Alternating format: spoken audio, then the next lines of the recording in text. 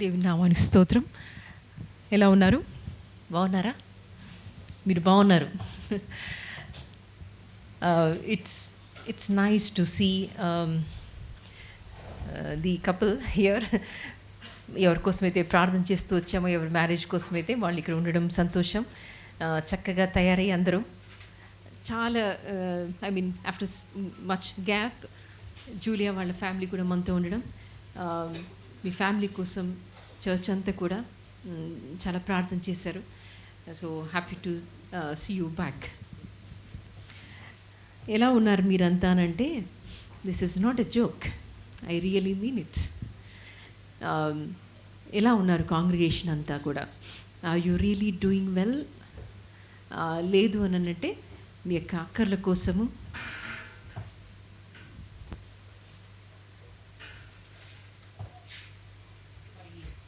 Spiritual growth కోసము కంటిన్యూస్గా church ఒకరికొకరు ప్రార్థన చేస్తున్నారు. ఎస్, నిజంగా ఆయన్ని ఆరాధనలో ముందుకు సాగిపోదాం. Thank you for that beautiful songs and praise and worship. మనం ఇంకా వర్షిప్లోకి ముందుకు వెళ్తున్నాము. మన హార్ట్స్ని ఇంకా సిద్ధం చేసుకుందాం. నిజంగానే మనం పాడిన పాటలన్నీ do we really mean them?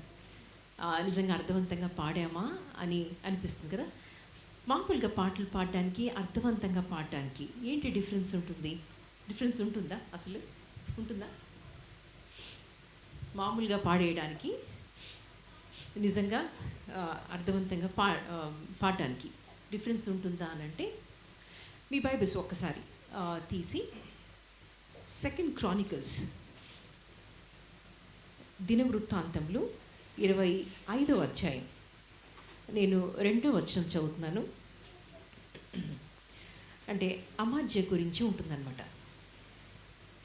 2వ దినవృత్తాంతంలో 25వ అధ్యాయము 2వ వచనం. మీరందరూ మీ బైబిల్స్ తీసుకొని వచ్చారని నమ్ముతున్నాను. ఇది చదువుదామా అందరం కలిసి? అందరం కలిసి చదువుదామా? అందరం కలిసి చదువుదాం. He did what was right in the eyes of the Lord, but not wholeheartedly. ఇది చదువుతున్నప్పుడు అనిపించింది, అంటే doing what is right in the sight of the God, in the sight of God, దేవుని దృష్టిలో ఏదైతే రైట్ దాన్ని చేశాడంట. కానీ అమజ బట్ నాట్ హోల్ హార్టెడ్లీ. అంటే దేవుని దృష్టిలో రైట్ అయినది చేయడానికి, మనస్ఫూర్తిగా చేయడానికి డిఫరెన్స్ ఉంటుందా? అసలు మనసు దేవుని మీద లేనప్పుడు రైట్ ఎలా చేస్తాం? దేవుని మీద మనసు లేనప్పుడు ఆయనకి ఇష్టమైనది మనకి ఎలా అర్థమవుతుంది? ఎలా అర్థమవుతుంది? 2 ఫార్మర్స్ ఉన్నారు, 2 పంట వేశారు. ఓకే, 2 ప్రార్థన చేస్తున్నారు. కానీ ఒక ఫార్మర్ ఏం చేశాడంటే, అనుకున్న టైంకి మన ఇండియాలో లాగానే సీజనల్ రెయిన్స్ రావట్లేదు కదా. అలాగున్నప్పుడు ఒక రైతు ఏమో నిజంగానే రెయిన్స్ వచ్చినా రాకపోయినా, ఏది జరిగినా జరగకపోయినా, నువ్వు ఉన్నావు ప్రభు అని చాలా జాయ్ఫుల్గా పాటలు పాడుతూ ప్రార్థనలు చేస్తూ ఆ దేవుని మీద నమ్మకం పెట్టాడు. ఇంకొకడు ఉన్నాడు, 2nd ఫార్మర్. అతను ఏం చేశాడంటే తిట్టుకోవడం స్టార్ట్ చేశాడు. నేను ఇంత ప్రార్థన చేస్తున్నా రెయిన్స్ రావట్లేదు, నాకు పంట ఎలా వస్తుంది అన్నటువంటి టెన్షన్ మొదలైంది. ఇతను ప్రార్థన చేస్తున్నాడు. But what is the difference? ఇతను ప్రార్థన చేస్తుంది ఏంటంటే నిజంగా దేవుని మీద నమ్మకం పెట్టాడు. ఇతను ప్రార్థన చేస్తున్నాడు ఎందుకనంటే చేయడం కరెక్ట్ కాబట్టి, చేయడము రైట్ థింగ్ కాబట్టి, అలా నేర్పించారు, అలా పెరిగాడు, అందుకనే ప్రార్థన చేస్తున్నాడు. కానీ నిజంగానే దేవుని నమ్మాడా? ఏదున్నా లేకపోయినా నేను నిన్ను నమ్ముతాను ప్రభా, నీ మీదనే అని చెప్పేసి వెళ్తాడా ముందుకి అని అంటే కాదు, అలా లేదు. మనం కూడా చాలాసార్లు ఇలా చేస్తాం. అమజ్య ఏం చేశాడంటే, he did what was right in the sight of God but not wholeheartedly. ఎలాగంటే ఆయన అలాగే మీరు ఒక 12 verses కింద చదువుతూ వెళ్తే ఆయన విగ్రహారాధన కూడా స్టార్ట్ చేస్తాడు. ఎప్పుడైతే మన హృదయము దేవుని మీద నిలకడగా ఉండదో, హృదయపూర్తిగా ఆయన్ని ప్రేమించమో, అప్పుడు ఖచ్చితంగా there is no guarantee that whatever I do, okay, అది ఖచ్చితంగా దేవునికి ఇష్టమైనదిగా ఉంటుందా లేదా అన్నటువంటి గ్యారంటీ ఉండదు. మనం ఏం చేస్తాము? కొన్ని ఎగ్జాంపుల్స్ చెప్దామా? ఇప్పుడు రైట్ అయినదే చేస్తాం కానీ హోల్ హార్టెడ్గా కాదు. ఇది కొన్ని ఎగ్జాంపుల్స్ చెప్తారా మీరు? మన లైఫ్ నుంచి మనం ఏం చేస్తాం? మనము క్షమిస్తాం కానీ హోల్ హార్టెడ్గా కాదు. నాకేమీ గ్రడ్జ్ లేదు సిస్టర్, నేను క్షమించేశాను అని అంటాం కానీ లోపల మటుకు ఆ మనిషికి అనిపిస్తే అంత ప్రేమగా మాట్లాడలేము, వాళ్ళు మన జీవితంలోకి అలౌ చేయలేము కదా. అలాగే ఉంటుంది. అంటారు నేను తాగను, నేను స్మోక్ చేయను, నేను డ్రింక్ చేయను అని అంటాం కానీ అట్ ద సేమ్ టైం వాళ్ళు వర్షిప్ కూడా హోల్ హార్టెడ్గా చేయరు. అలాంటి భక్తి ఎందుకు చెప్పండి? అవసరమా? దేవునికి ఏం కావాలి? నీవు చేసేటువంటి ఆరాధనలో ట్రూత్ ఉండాలంటున్నాడు. ఫేక్ చేయొద్దు. బయటికి మట్టుకే కనిపిస్తుంది రైట్ చేసేటువంటిది, లోపల చూస్తే అంతా భయంకరం. అలాంటి దాని గురించి మాట్లాడుతున్నాడు. నేను ఫర్గివ్ చేయాలనుకుంటాను కానీ హోల్ హార్టెడ్గా కాదు. నేను హోలీగా ఉండాలనుకుంటాను, అందుకనే తాగను, అందుకనే పాపం చేయను. ఏమంటామంటే అసలు క్రైస్ట్ అనేవాడు నా జీవితంలో లేకపోయింటేనా అంటే కోర్ మారలేదనమాట. ఇంకా కోర్ మారలేదనమాట. క్రైస్ట్ ఉన్నాడు కాబట్టి ఇలా ఉన్నాను, లేదంటే అసలైనది బయటకు వచ్చేస్తుంది. ఇలా ఎంతమంది ఛాలెంజెస్ చేయట్లేదు? నాకు అంటే దేవుడు ఉన్నాడు కాబట్టి, క్రైస్ట్ అన్నవాడు నా జీవితంలో ఉన్నాడు కాబట్టి, లేదంటే అంతే అసలైన రూపము బయటకు వస్తుంది. ఇలాంటి భక్తి దేవునికి నిజంగా ఇష్టం లేదు. అందుకని ఆయన అంటాడు, మీరు ఒక్కసారి మీ అందరికీ తెలిసినటువంటి ప్యాసేజ్, మనకు చాలా ఇష్టమైనటువంటి కాన్సెప్ట్, 1 Corinthians 13th చాప్టర్లో హోల్ హార్టెడ్గా ప్రేమ లేకుండా చేస్తే ఎలా ఉంటుందో చాలా బాగా క్లియర్గా చెప్తాడు. ఎలా చూడండి, 1 Corinthians 13th చాప్టర్. ఒక సిస్టర్ నన్ను అడిగారు, అమాధ్య రైట్ దేవుని దృష్టిలో రైట్గా చేయడానికి, మనస్ఫూర్తిగా చేయడానికి ఏంటి డిఫరెన్స్ ఉంటుంది సిస్టర్ అని చెప్పి. అందుకనే ఆ థాట్ని కొంచెం డెవలప్ చేస్తూ నేను మాట్లాడుతున్నాను. If I speak, 1 Corinthians 13th chapter, if I speak, దానికి ముందు అలా ఎలా ఉందంటే, love is indispensable and it I will show you the most excellent వే. ప్రపంచంలో మోస్ట్ ఎక్సలెంట్ వే ఏదైనా ఉంది అని అంటే ఇదే అనమాట. ఏమని చెప్తున్నా చూడండి. If I speak in the tongues of men and of angels but do not have love, I'm only a resounding gong or a clanging cymbal. If I have the gift of prophecy and can fathom all mysteries and knowledge, and if I have faith that can move mountains and do not have love, I am nothing. What a statement కదా. నాకు కొండల్ని పెకిలించేటువంటి విశ్వాసం ఉన్నప్పటికీ, నేను ప్రాఫెసిస్ చెప్పచ్చు, నేను ప్రార్థిస్తే healings జరగచ్చు, ఎన్నింటి అద్భుతాలు జరగచ్చు, మిరకల్స్ జరగచ్చు నేను ప్రార్థిస్తే. కానీ దేవుడు ఏం చేస్తున్నాడు తెలుసా? అవన్నీ జరగచ్చు కానీ నీ హృదయం ఎలా ఉంది? Is it that important? Is it that important to have a transparent heart before God? నేను ఎన్నైనా పాటలు పాడచ్చు, నేను ఎన్నైనా చేయొచ్చు, నేను ఎంతైనా ప్రీచింగ్ చేయొచ్చు, టీచింగ్ చేయొచ్చు, అన్నీ చేయొచ్చు, కానీ there is someone standing next to you all the time and looking into your heart so deeply and he can see everything. నాకు ఇప్పుడు యాడ్విన్ అలాంటి కూర్చొని వింటున్నాడు అని అనిపిస్తుంది, కానీ లోపల ఏముంది ఆ హార్ట్లో? తను ఏం ఆలోచిస్తున్నాడు ఏమీ తెలీదు. అది అందరికీ అప్లికబుల్ అది కదా. మనము బయట మట్టికి చూస్తాం కానీ లోపల హార్ట్లో ఏముంది అన్నటువంటి సంగతి ఎవరికి తెలుసు? ఒకసారి ఇది మాట్లాడుకుంటున్నాం, ఒక హార్ట్లో ఉన్నది ఇంకొక మనిషికి తెలిసిపోతే అసలు దేవుడు కూడా అక్కర్లేదేమో కదా. If I can read what is in your heart, how great it is. It's impossible for man, it's not possible. అందుకనే నీ హార్ట్లో ఏముంది అనేది చాలా చాలా ఇంపార్టెంట్. ఆయన అంటాడు కదా, your heart it directs your whole life. అంత శ్రేష్టమైనటువంటి హార్ట్ ఈరోజు ఎలా ఉంది? నువ్వు ఫర్గివ్ చేస్తున్నావు, నిజంగా చేస్తున్నావా? నువ్వు హోలీగా ఉండాలనుకుంటున్నావు, కొన్ని ఫర్బిట్ చేస్తున్నావు, కొన్ని స్టాప్ చేసుకున్నావు, బట్ ఏంటి ఇంటెన్షన్ ఏంటి? నీ మోటివ్ ఏంటి? అది చాలా ఇంపార్టెంట్. నువ్వు తాక్కుండా ఉండడం, బయటికి వెళ్ళకుండా ఉండడం నీ భార్యకి ఇష్టమేమో, కానీ మనస్ఫూర్తిగా చేయడం దేవునికి ఇష్టం. అది నిజంగానే ఎప్పుడు వస్తుందని అంటే, in complete freedom, 100% freedom, if you decide to follow God, that is called 100% love. 100% love అని అంటే మూవీలో చెప్పే విధంగా కాదు. 100% లవ్ అంటే ఏంటంటే నువ్వేం చేస్తున్నావో your actions and your intentions, your actions your motives match 100%. ఈరోజు మనము బేరీజ్ వేసుకుందామా, ఎంత మ్యాచ్ అవుతుంది. నేను ఏం చెప్తున్నానో ఐ బ్లెస్ యూ అని అంటాం, కానీ లోపల మటుకు వీడి మటుకు బాగుండకూడదు. Praise the Lord brother, praise the Lord sister అంటాం, కానీ బయటికి మటుకే ఉంటుంది నవ్వు, లోపల మటుకు అంతా ఏమో ఎలా ఉంది. ఆ హార్ట్ కానీ నిజంగా తెలిసి ఉంటే, నేను ఇప్పుడు చెప్తున్నాను మీకు, నా హార్ట్లో లోపల ఏముందో మొత్తం తెలిస్తే you start hate me or you start love me. అది ఆ క్వశ్చన్ మనము ఎప్పుడు వేసుకోవాలి. అందుకని నేను ఎన్ని చేసినా ఇంకా అసలు ఈ 13th chapter such a beautiful chapter. ఎప్పుడైనా మీకు లోగా అనిపిస్తుంటే, లేదంటే ఎందుకు దేవుడు ఏమీ చేయట్లేదు అని అనిపిస్తూ ఉంటే ఇది చదవండి. మనం పాట పాడాం కదా ఇంతకుముందు, ఐగుప్తులో సింహాసనం రెడీ చేయడానికి దేవుడికి ఏమీ పెద్ద విషయం కాదు. బట్ ఐగుప్తు తీసుకెళ్ళినా కూడా నువ్వు నిజంగా అంతే హోలీగా ఉంటావా? అలాంటి అట్మాస్ఫియర్లో కానీ నిన్ను పెడితే, యోసేపు లాగా ఈవెన్ హాఫ్ నెకెడ్గా పాపానికి లో చెప్పి పరిగెత్తి వచ్చేసేటువంటి కమిట్మెంట్, అంత determination to lead a Holi life for God who is looking in to your heart అనేటువంటి కమిట్మెంట్ ఉందా నీకు? అలా కానీ ఉంటే అలాంటి యోసేపుని దేవుడు తీసుకెళ్తాడు చాలా ధైర్యంగా కదా.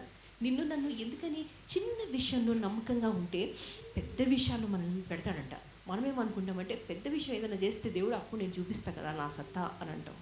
బట్ దేవునికి కావాల్సింది చిన్న చిన్న విషయాల్లో నువ్వు 100% లవ్ నువ్వు చూపిస్తున్నావా అనే చెప్తున్నాడు.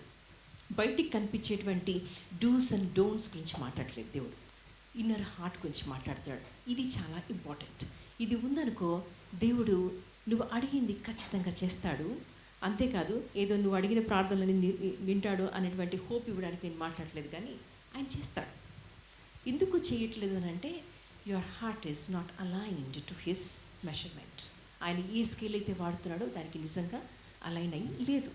ఇలాగ మనము ప్రతిదీ కూడా అమధ్యలాగా దేవుని దృష్టిలో రైట్గా చేయడానికి ప్రయత్నం చేస్తూ ఉన్నాం, కానీ హోల్ హార్టెడ్గా కాదు.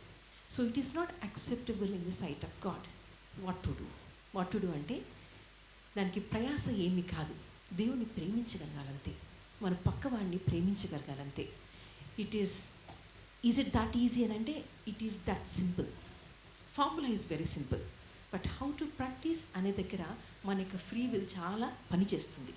దేవుడు అందుకనే అంతా చెప్పిన తర్వాత డూస్ అండ్ డోంట్స్ లాగానే ఉండుంటే మన జీవితం, తప్పు చేస్తే దేవుడు శిక్షిస్తాడు, రైట్ చేస్తే దేవుడు ఆశీర్వదిస్తాడు అని అనుకుని ఉండుంటే దేవుడు నిజంగా అంటే మన ఆ విధంగా ప్రోగ్రామ్ చేసి ఉండేవాడు, ఆ విధంగా వైర్ చేసి ఉండేవాడు మనల్ని. అలా కాదు, ఆయన కంప్లీట్ ఫ్రీ విల్ ఇచ్చేసి ఇప్పుడు నన్ను ప్రేమిస్తావా అని అడుగుతున్నాడు. ఆ కంప్లీట్ ఫ్రీడంలో నుంచి మనం ప్రేమిస్తే, మనం అనుకుంటాం కదా పెద్దవాళ్ళని గౌరవించి పెద్దవాళ్ళ మాట మాట్లాడితే మనం ఆ విధంగా వాళ్ళని ఆనర్ చేసినట్టు ప్రేమించినట్టు అని. But just minus this love and see, just rules మనము అబాయిడ్ చేస్తే ఏమవుతుందంటే it is nothing but obedience. But దేవునికి కావాల్సింది something beyond that, something more than that. ఏంటంటే you have to love him wholeheartedly. ఈరోజు నిజంగా అంటే పైకి మట్టుకే చేస్తున్నామా, పైకి మట్టుకే I have forgiven you, I have done this that అని చెప్తున్నామా, నిజంగా హోల్ హార్టెడ్గా చేస్తున్నామా? హోలీగా ఉండాలనుకొని చెప్పేసి మనము ఎక్కడ పట్టుబడతామో అనో, లేదంటే ఎవరికైనా తెలుస్తుందనో, లేదంటే వాళ్ళ ముందు మనం మంచి మార్క్స్ కొట్టేయాలనో ఇలాగే డూస్ అండ్ డోంట్స్ చేస్తున్నామా, నిజంగా హృదయపూర్తిగా చేస్తున్నాం? ఎలా తెలుసుకుంటాం? ఎవరు బెస్ట్ జడ్జ్ అని అంటే you are the best judge for yourself. నువ్వు చూసుకుంటే అర్థమైపోతుంది. నేను చేసేటువంటి ప్రార్థనలు, నేను పాడేటువంటి పాటలు, నేను చెప్పేటువంటి వాక్యాలు, నేను ఇతరులని ఇది ఫర్గివ్ చేశాను అనుకోవడం, ఇవన్నీ కూడా నా whole life is it really transparent before God. నేను హోల్ హార్టెడ్గా చేస్తున్నానా అనేదే కదా. అలాంటి జీవితాలు దేవునికి కావాలి. అలాంటప్పుడు దేవుడు నిజంగా ఐగుప్తులో కూడా మన కోసం సింహాసనాన్ని చేయగలడు. ఎందుకంటే అలాంటి వాళ్ళు ఖచ్చితంగా తప్పిపోరు, హృదయపూర్తిగా. అమాజ్యలాగా జస్ట్ ఆఫ్టర్ 12 verses ఆయన ఫీల్ అయిపోయాడు, దేవుని కూడా ఫెయిల్ చేశాడు. అటువంటి జీవితాలు వద్దు. మనం ఆరాధిస్తే నిజంగా ఆరాధన చేద్దాం, ట్రూత్ అండ్ స్పిరిట్ తోటి కదా. ఆ ట్రూత్ అండ్ స్పిరిట్ లేదనుకోండి బోర్ కొట్టిపోద్ది మనకు. మనుషులు బోర్ కొట్టిపోతారు కదా. అలా కాకుండా నిజంగా హోల్ హార్టెడ్గా చేసామనుకో, అది ఇంకా ఇంకా కొత్తగా ఎలా చేయాలి, కొత్తగా ఎలా ఆరాధించాలి, కొత్తగా ఎలా దేవుని పొగడాలి అనేది ఆలోచిస్తాం. ఆ విధంగా జీవితాలు కూడా బోర్ కొట్టుకొని ఉంటాయి మనం చేసేటువంటి ఆరాధనలు, అవన్నీ కూడా ప్రార్థనలు. అలా చేద్దామా మనము? ఈరోజు చెక్ చేసుకుందామా? మనం అందరం నించొని ఆయన సన్నిధిలో ఒక్కసారి మన హృదయాలను ఇంట్రోస్పెక్ట్ చేసుకుందాం. నేను ఏదైతే చేస్తున్నానో అది హోల్ హార్టెడ్గా చేస్తున్నానా, లేదా చెయ్యాలి కాబట్టి చేస్తున్నానా?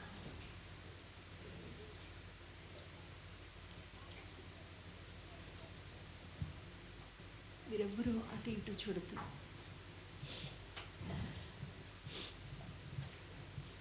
This is a private time between you, your God, your Creator, whom you wanted to worship this morning.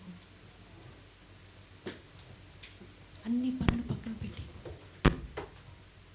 you have come to the presence of God to say thank you, Lord, for this life. But Lord, whatever I'm seeking, whatever I'm praying, whatever I'm saying, is it really acceptable to you? ఎప్పుడు acceptable అవుతుందండి?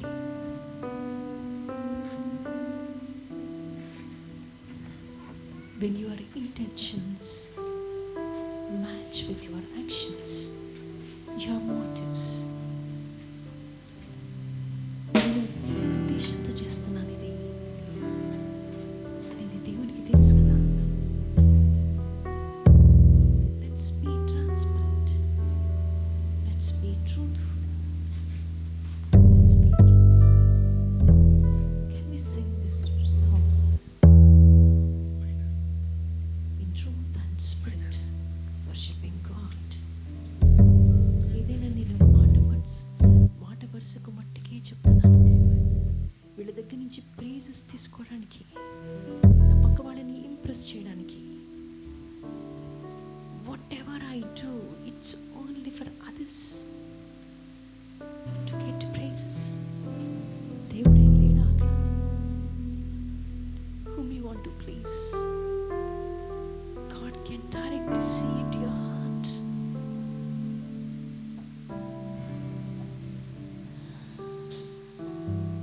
ఆ యొక్క ఆంతర్యంలో ఆయన పరిశుద్ధత కోరుకుంటున్నాడు, ఆయన యథార్థత కోరుకుంటున్నాడు. మనము ఆయన సన్నిధిలో కన్ఫెస్ చేసుకుందామా? పశ్చాత్తాపంతో ప్రార్థన చేద్దామా? ప్రభా, ఈ పరుగులాటలంతా దేనికోసం? whom I want to impress, whom I want to impress, but they cannot see my heart, Lord, but you can see. అది నీ ముందు నిర్దోషంగా ఉందా ప్రభా?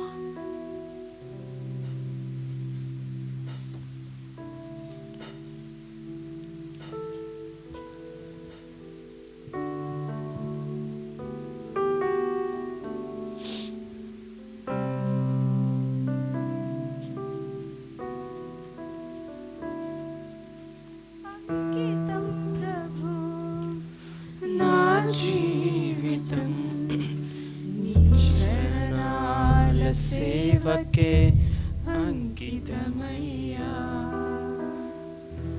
అంకితం ప్రభు నా జీవితం నీ చరణాల సేవకే అంకితమయ్యా. నీ సేవకై ఈ సమర్పణ అంగీకరించుము నాదు రక్షకా. నీ సేవకై ఈ సమర్పణ అంగీకరించుము నాదు రక్షకా. అంకితం ప్రభు చరణాల సేవకే అంకితమయ్యా.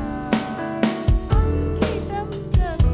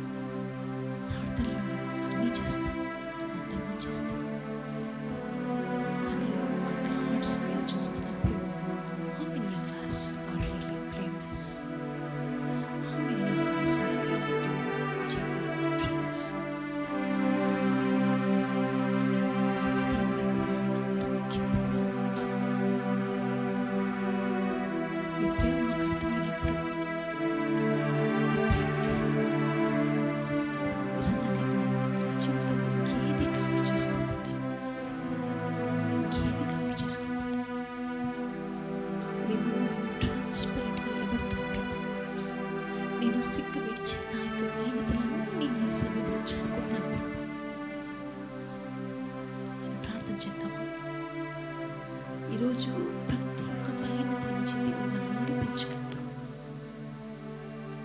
ఇప్పుడు కదా ఆయన నీతి మధ్యాహ్నంలో ప్రకాశించేటువంటి సూర్యుని కాంతి వలె మన నీతి ప్రకాశించగలడు.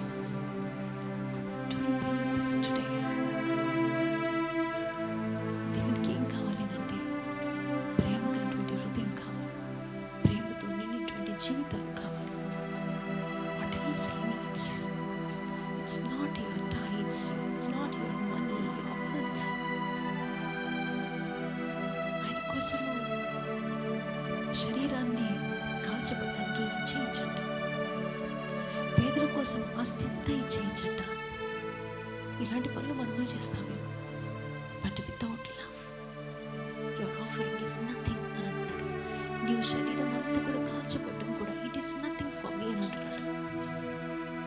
At the end of the day, at that judgement day, ఆయన ముందు మనం ఉంచినప్పుడు నువ్వు నా నామమున అక్రమం చేసావు, నువ్వు ప్రేమ లేకుండా చేసావు, ఇవన్నీ నీ కానుకలు, నీ పాటలు, నీ యొక్క సమస్తం, the entire life style, it was nothing to me because you did everything without love అని చెప్పేటువంటి పరిస్థితులు నేను ఉండొద్దు ప్రభా, నేను ఉండొద్దు నా తండ్రి.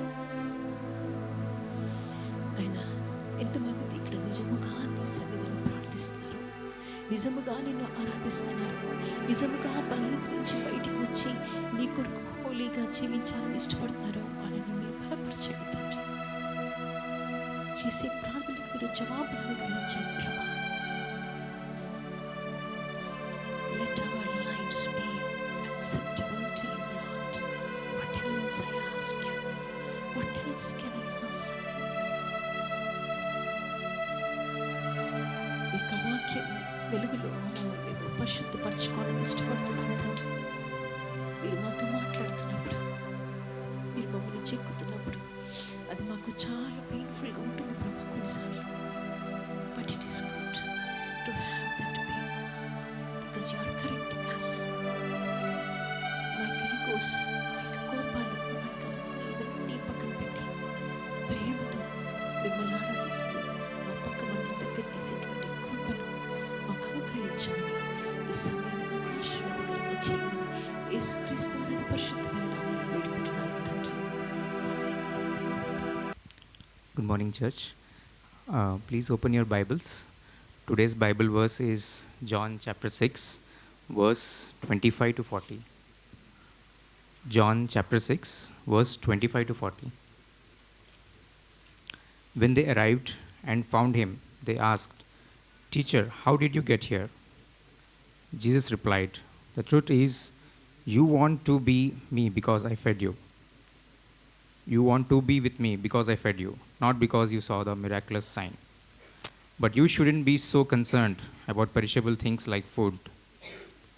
Spend your energy seeking the eternal life that I, the Son of Man, can give you. For God the Father has sent me for what? For that very purpose." They replied, "What does God want us to do?" Jesus told them, "This is what God wants you to do. Believe in the one he has sent."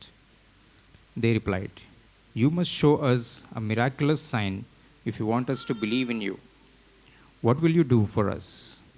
After all, our ancestors ate manna while they journeyed through the wilderness. As the scriptures say, Moses gave them bread from heaven to eat." Jesus said, "I assure you, Moses didn't give them bread from heaven. My Father did.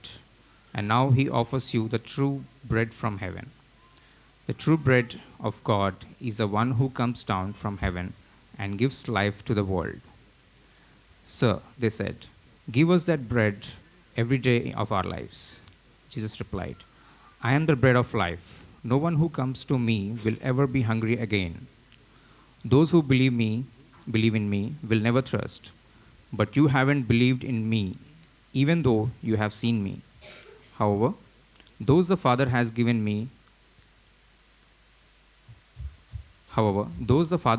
me will come to me, and I will never reject them.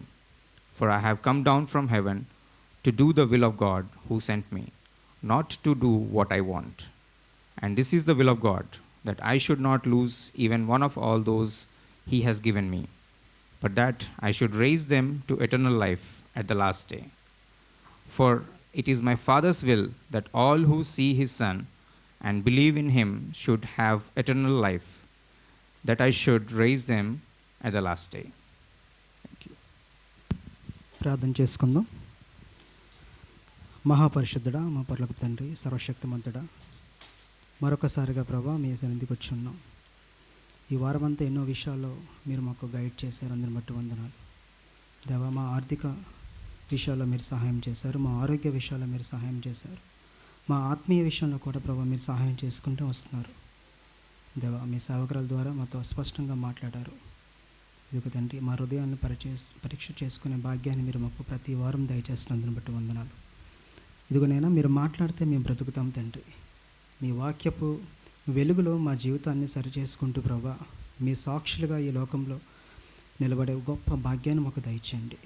ఇదిగో తండ్రి, మరొక్కసారిగా ప్రభా మీరు ఏర్పాటు చేసుకున్న మీ సేవకుడిని ప్రభా మీ సిలుపై మరుగుపరిచి ప్రభా మాతో మాట్లాడండి. ఎవరైతే ప్రభా తండ్రి నైనా ద్రాక్షవల్లి ప్రభా తండ్రి మీరుగా మీతో అంటగట్టబడితే ప్రభా మా జీవితంలో ఆ ఫలభరితాన్ని మేము చూడగలమని మరొక్కసారిగా మేము జ్ఞాపకం చేసుకుంటున్నాం. ఇదిగో తండ్రి, ఈ ఆరాధన అంతటిని ప్రభా మీ పాదాల చెంత పెడుతున్నాం. ప్రభా ఆత్మతో సత్యంతో ఆరాధించే భాగ్యాన్ని మాకు దయచేస్తున్నారు. ఇదిగో తండ్రి, మా దేశంలో ఉన్న ప్రతి ఒక్క ప్రతినిధిని ప్రభా నీ పాదాల చెంత పెడుతున్నాం. సర్వభౌమ అధికారం గల దేవుడు ప్రభా ప్రతి ఒక్క ప్రతినిధిని ప్రభా మీ ఆధీనంలో ఉంచుకోండి. మా సంఘంలో ప్రభా ఎంతోమంది పెద్దవాళ్ళు ఉన్నారు, వారి ఆరోగ్య విషయంలో ప్రభా మేము ప్రార్థన చేస్తున్నాం. స్వస్థపరచని ప్రభా మీ శక్తి బలంతో నింపవలసిందిగా ప్రార్థన చేస్తున్నాం. ఎంతమంది స్టూడెంట్స్ ఉన్నారు ప్రభా, వాళ్ళ ఎడ్యుకేషన్ విషయంలో మీరు సహాయం చేయండి, మీ జ్ఞానం దయచేయండి. ఎంతోమంది జాబ్స్కి ప్రభా ట్రై చేస్తున్నారు ప్రభా, వాళ్ళకి కూడా మీరు సహాయం చేయండి. పెళ్ళైన వారు ఉన్నారు, వాళ్ళు కూడా ప్రభా తండ్రి మీరు సహాయం చేయండి. పెళ్లి కోసం వెయిట్ చేసిన వాళ్ళు ఉన్నారు మా సంఘంలో, వాళ్ళు కూడా నీ పాదాల చెంత పెడుతున్నాం. దేవా, మా పట్ల ఒక ప్రత్యేకమైన ఆలోచన కలిగిన దేవుడివి, మా పట్ల గొప్ప చిత్తాన్ని ప్రభా తండ్రి మీరు బయలుపరుస్తున్నప్పుడు దేవా ఆ మార్గంలో మేము నిలబడేలా ఎంత శక్తిని మాకు దయచండి. మా విశ్వాసాన్ని విశాలపరచండి. మీరు మాత్రమే మహిమ పొందాలి ప్రభా. మేము ఉన్న ప్రతి ప్లేస్ ద్వారా ప్రభా తండ్రి మీ యొక్క గ్లోరీని ప్రభా తండ్రి మేము ప్రచురపరిచే వాక్యాన్ని మాకు దయచేయవలసిందిగా దేవా ప్రతి విషయంపై మేము ఆధారపడుతున్నాం. మా మనసుల్ని ప్రభా మీరే ఆదిలో ఉంచుకొని మాతో మరొక్కసారిగా మాట్లాడవలసిందిగా, తద్వారా ప్రభా మీరు ఒక్కరి మహిమ పొందవలసిందిగా ఈ ప్రార్థన యేసయ్య శక్తిగల నామంలో ప్రార్థించి వేడుకుంటున్నాం తండ్రి, ఆమేన్. ఒక ప్రశ్న మిమ్మల్ని నేర్చున్నాను, అదేంటంటే is life boring or enjoyable? Boring, bore కొడుతుందా? బోర్ కొట్టిన వాళ్ళు ఎవరైనా ఉంటే ఒక్కసారి నేను సెల్ఫీ తీసుకుని వెళ్ళిపోతాను మీతో పాటు లాస్ట్లో. లైఫ్ బోర్ కొడుతుందా, ఎంజాయబుల్గా అనిపిస్తుందా? సో లైఫ్ ఎంతమందికి బోర్ కొడుతుంది అనిపిస్తుంది మీరు ఆలోచించండి. ఒకవేళ నిజంగా మనకి లైఫ్ బోర్ కొట్టకపోతే టీవీలో ఎందుకని ఛానల్స్ ఉన్నాయి, ఎందుకని సినిమాలు వస్తున్నాయి. ఒక సినిమా వస్తుంది, ఎంటర్టైన్ చేసింది, రెండో సినిమా కోసం మిమ్మల్ని ప్రిపేర్ చేస్తారు, కట్టప్ప బాహుబలిని ఎందుకు చంపేశాడని. ఆన్సర్ కూడా దొరికేస్తుంది. లైఫ్స్ ఏమైనా మారి అంటే ఏముండదు, మళ్ళీ పార్ట్ 3 రావాలి, లేకపోతే ఇంకో సినిమా రావాలి. సో లైఫ్ ఏమవుతుందంటే ఎంత ఇచ్చినా సరే ఇంకా ఏదో కావాలి, ఇంకేదో కావాలి అనిపిస్తూ ఉంటుంది మనకి కదా. ఎందుకంటే మనందరం పెప్సీ దాకా వచ్చేసి దిల్ మంగి మోర్ అనే అడ్వర్టైజ్మెంట్కి బాగా కనెక్ట్ అయిన జనరేషన్, ఇంకా ఏదో కావాలి, మిమ్మల్ని ఏది సాటిస్ఫై చేయట్లేదు. సో లైఫ్లో ఏదో మనకి కొదువ అనిపిస్తూ ఉంది. ఇలాంటి సమయంలో ఈరోజు చదువుకున్న ప్యాసేజ్లో ఈ మాటని మీ ముందు నేను పెడతా ఉన్నాను. ప్యాసేజ్లో ఉన్న మాట ఏంటంటే మనం జాన్ 6 చాప్టర్లో యోహాను సువార్త 6వ అధ్యాయంలో ఉన్న ఈ మాటలు మీ ముందు తీసుకొస్తా ఉన్నాను. ఆయన చెప్పిన మాట ఐఎమ్ సేయింగ్స్ అన్న దాని గురించి మనం మాట్లాడుతూ ఉన్నాం. ప్రభు నేను అని చెప్పుకున్న విషయాలు ఎక్కడ ఉన్నాయి?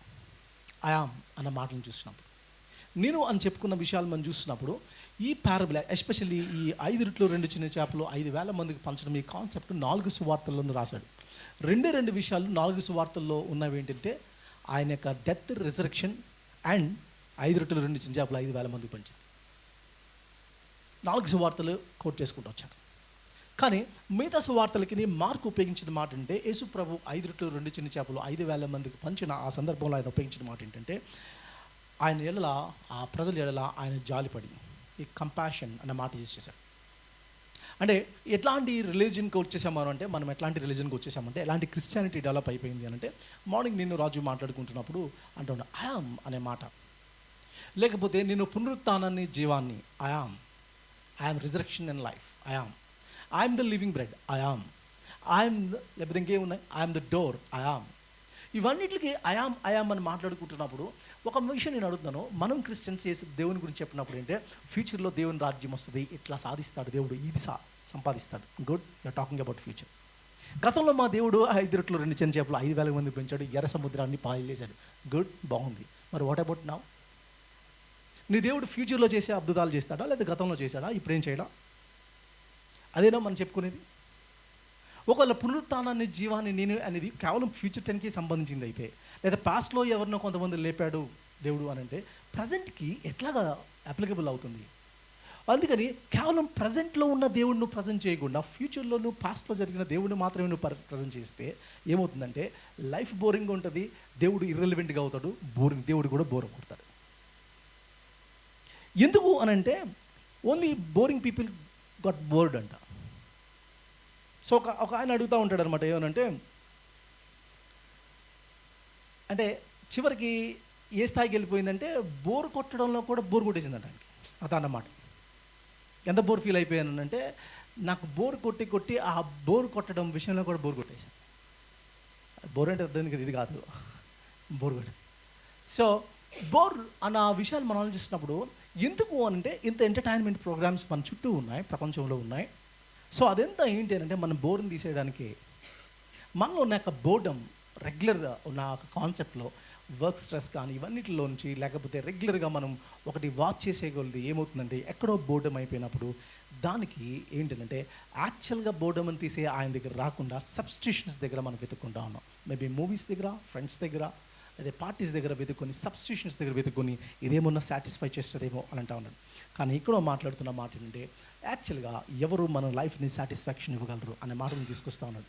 యేసు ప్రభు ఈ విషయాలను ఉపయోగించినప్పుడు జాన్ 6 చాప్టర్లో ఉపయోగించినప్పుడు ఆయన 3 విషయాలు లేదా కంపాషన్ అనేది 3 సందర్భాల్లో మనకు 6 చాప్టర్లో కనబడుతుంది. మొదటి నుంచి 15 వచనాల్లో 1 to 15 వర్సెస్లో ఏంటంటే he feeds the hungry crowd. వాళ్ళు ఆకలిగా ఉన్నారు కాబట్టి మనకు ఆలోచన ఎట్లా ఉంటుందంటే మీటింగ్ అయిపోయింది, కొన్ని వేల మంది వచ్చేసారు. ఆ కొన్ని వేల మంది వచ్చేసిన తర్వాత ఈ కొంత వేల మందిని చూసిన తర్వాత ప్రభు అన్నాడు వాళ్ళకి ఆహారం ఎక్కడి నుంచి తీసుకొస్తాం. డిసైపుల్స్ ప్రభా ఇది కొంచెం తీసుకోవడానికన్నా కనీసం 200 దానారంలో కనీసం బ్రేక్ఫాస్ట్లో తినడానికి లెక్కలు కట్టుకున్నారు. పురుషులే కౌంట్ చూడండి, పురుషులను కౌంట్ చేసుకున్నారు. ఎందుకంటే ఓటు హక్కు కాళగా ఉంది, ఉమెన్కి లేదు, పిల్లలకు లేదు. కాబట్టి వీళ్ళని రాజుగా చేయాలనే కాన్సెప్ట్లో ఓటు హక్కు కాళగా ఉంటుంది. కాబట్టి ఆ కాలంలో ఎందుకంటే 1920 వరకు అమెరికాలో కూడా ఉమెన్కి ఓటు హక్కు లేదు. కాబట్టి women are neglected and children are neglected ఇవి ఉంటాయి. మీకు కొన్ని ప్లేసెస్కి వెళ్తే మేము కొన్ని ఏరియాస్కి వెళ్ళినప్పుడు కొన్ని ఏరియాస్లో గోదావరి మధ్యలో లంకలు ఉన్నాయి, వాళ్ళకి ఏమీ లేదు, సదుపాయాలు స్కూల్ లేదు, లేకపోతే పవర్ లేదు. ఏంట్రా అని అంటే వాళ్ళ ఓటు హక్కు లేదు, అది గవర్నమెంట్ పట్టించుకోదు. కాబట్టి వాళ్ళని కౌంట్ కాదు వాళ్ళు. కాబట్టి ఇలాంటి కౌంట్ ఉన్న వాళ్ళు, ఓటు హక్కు ఉన్న వాళ్ళు ఎంతమంది అంటే 5,000 మంది పురుషులు కౌంట్ చేసుకున్నారు. చిన్నపిల్లలు వీళ్ళు కాకుండా నెగ్లెక్ట్ చేసేసారు. అర్థమైంది?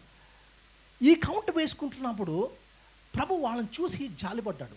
ఇంతమందిని చూసినప్పుడు ఏంటంటే వాళ్ళ కాపర్ లేని గొర్రెలు అని అన్నాడు. ఫస్ట్ వాళ్ళకి ఆహారం మీరు పెట్టండి అన్నాడు. మేబీ డిసైపుల్స్ యొక్క ఆలోచన అంటే ప్రభా మనం ప్రసంగాలు చేస్తాం, వినిందరూ చప్పట్లు కొట్టి వెళ్ళిపోవాలి, కానీ వాళ్ళకి భోజనం గురించి నువ్వు ఎందుకు ఆలోచించాలి? అసలు ఇది మన మినిస్ట్రీలో భాగం కాదు. It's not part of our ministry. మన మినిస్ట్రీ ఎంతంటే అంతసేపు ప్రీచింగే. ప్రజల యొక్క ఫిజికల్ నీడ్స్ని తీర్చడం అనేది మన యొక్క గోల్ కాదు, మన ఆబ్జెక్టివ్ కాదు అన్నట్టు వీళ్ళక మన నేటి తరం యొక్క క్రైస్తవుల ఆలోచన విధానంలోని డిసైపుల్స్ ఆలోచిస్తా ఉన్నారు. ప్రభు అంటాడు నో, వాళ్ళకి మీరే భోజనం పెట్టాలి. నెంబర్ 1, వాళ్ళ ఏదో చాలు పడ్డాడు. రెండో విషయంలో ఆయన 16వ అధ్యాయం 20 అంటే 6 చాప్టర్ 16 to 24 చూస్తే వాళ్ళు ఇంకొక విషయంలో కూడా వాళ్ళకి డేంజర్లో ఉన్నారు. ఏం డేంజర్ అని అంటే వాళ్ళు ఇక్కడి నుంచి ఉండొద్దు, ఇక్కడి నుంచి వెళ్ళిపోండి అవతలికి అన్నాడు. అంతేనా? అవతలికి వెళ్ళిపోమన్నాడు. అవతలికి వెళ్ళిపోతే ఎందుకు అని అంటే ఇక్కడ ఒక ప్రాబ్లం ఉంది. ఆ ప్రాబ్లం ఏంటో మనం చెప్తాం. అదేంటంటే ఈయన ఇంత అద్భుతాలు చేసిన తర్వాత ఈయన రాజుగా చేసేద్దాం అనుకున్నారు, కాబట్టి ఇక్కడ ఉండడానికి వీల్లేదు, మీరు అవతలికి వెళ్ళిపోండి, మీరు ఇక్కడ పెద్ద ట్రాప్లో పడిపోయేలా ఉన్నారు. డేంజర్ ఎక్కడ ఉందంటే ల్యాండ్ మీద ఉంది, సముద్రంలో ఉన్న డేంజర్ కంటే ఇక్కడ ల్యాండ్ మీద ఎక్కువ ఉంది. సముద్రంలో తుఫాన్లో ఉన్న డేంజర్ కంటే ల్యాండ్ మీద వీళ్ళ పవర్ కోసం కొట్లాడే డేంజర్ చాలా ఉంది. కాబట్టి మీరు ఇక్కడ ఉండొద్దు అని వాళ్ళ మీద జాలిపడాలని పంపించేశారు. నెక్స్ట్ థర్డ్ ప్లేస్లో ఆయన ఏమంటాడంటే, వాళ్ళ ఆకలిగున్న లేకపోతే ఏంటంటే హ్యూమన్ లేకపోతే ఏంటంటే హంగర్ సిన్నర్స్కి ఏం కావాలి, యాక్చువల్గా ప్రతి మనిషికి ఏమి కావాలి, ఆ డీప్ డిజైర్ని వాళ్ళని చూసి వాళ్ళ ఎడల జాలిపడ్డాడు. సో ఈ 3 విషయాలు మనం ఆలోచించాలి. దేవుడు అదే హైదరాబాద్లో ఉన్న మన కల్చర్లో, హైదరాబాద్లో ఉన్న సిటీలో ఉన్న ప్రజలను చూసినప్పుడు, షాపింగ్ మాల్లో ఉన్న మన యంగ్స్టర్స్ని చూసినప్పుడు దేవుడికి ఏమర్థం అవుతుంది అని అంటే, వాళ్ళలో ఉన్న హంగర్ ఏంటి, దేనికోసం వీళ్ళు ప్రయాసపడతా ఉన్నారు. సో వాళ్ళు ఎక్కడ సాటిస్ఫై అవుతారంటే, ఎక్కడ షాపింగ్లో, కొత్త బట్టలు, ఇంకా బిర్యానీస్, ఇంకా పబ్స్, ఇంకా ఏ ఏరియాలో మీరు సాటిస్ఫై చేసే ఏరియాస్ ఏంటి, అక్కడ మనం ఇలాంటి వాళ్ళని చూసి వాళ్ళ ప్రభు జాలి పడ్డం మనం చూస్తూ ఉంటాం. సో హంగర్ అనేది వాళ్ళ యొక్క హార్ట్లో ఉంది.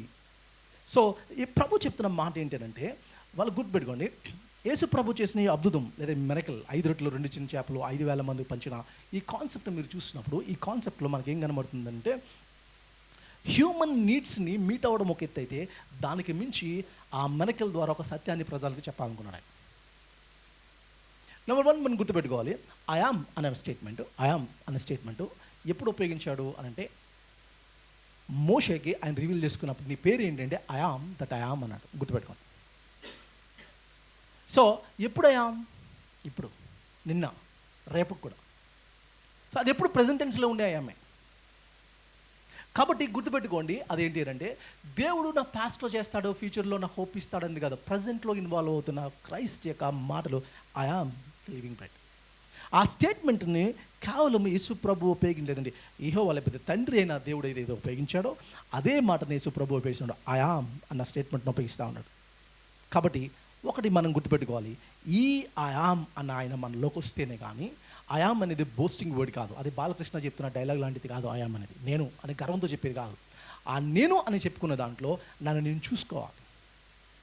నేను అన్నవాడు పవర్ని ఎలా చూపించాడంటే, నీ పాదాలు కడిగాడే అది నేను అని చెప్పానే, ద క్రియేటర్ అని చెప్పుకున్నానే, ఆ నేను అన్నవాడిని నేను పాదాలు కడడానికి వచ్చాను.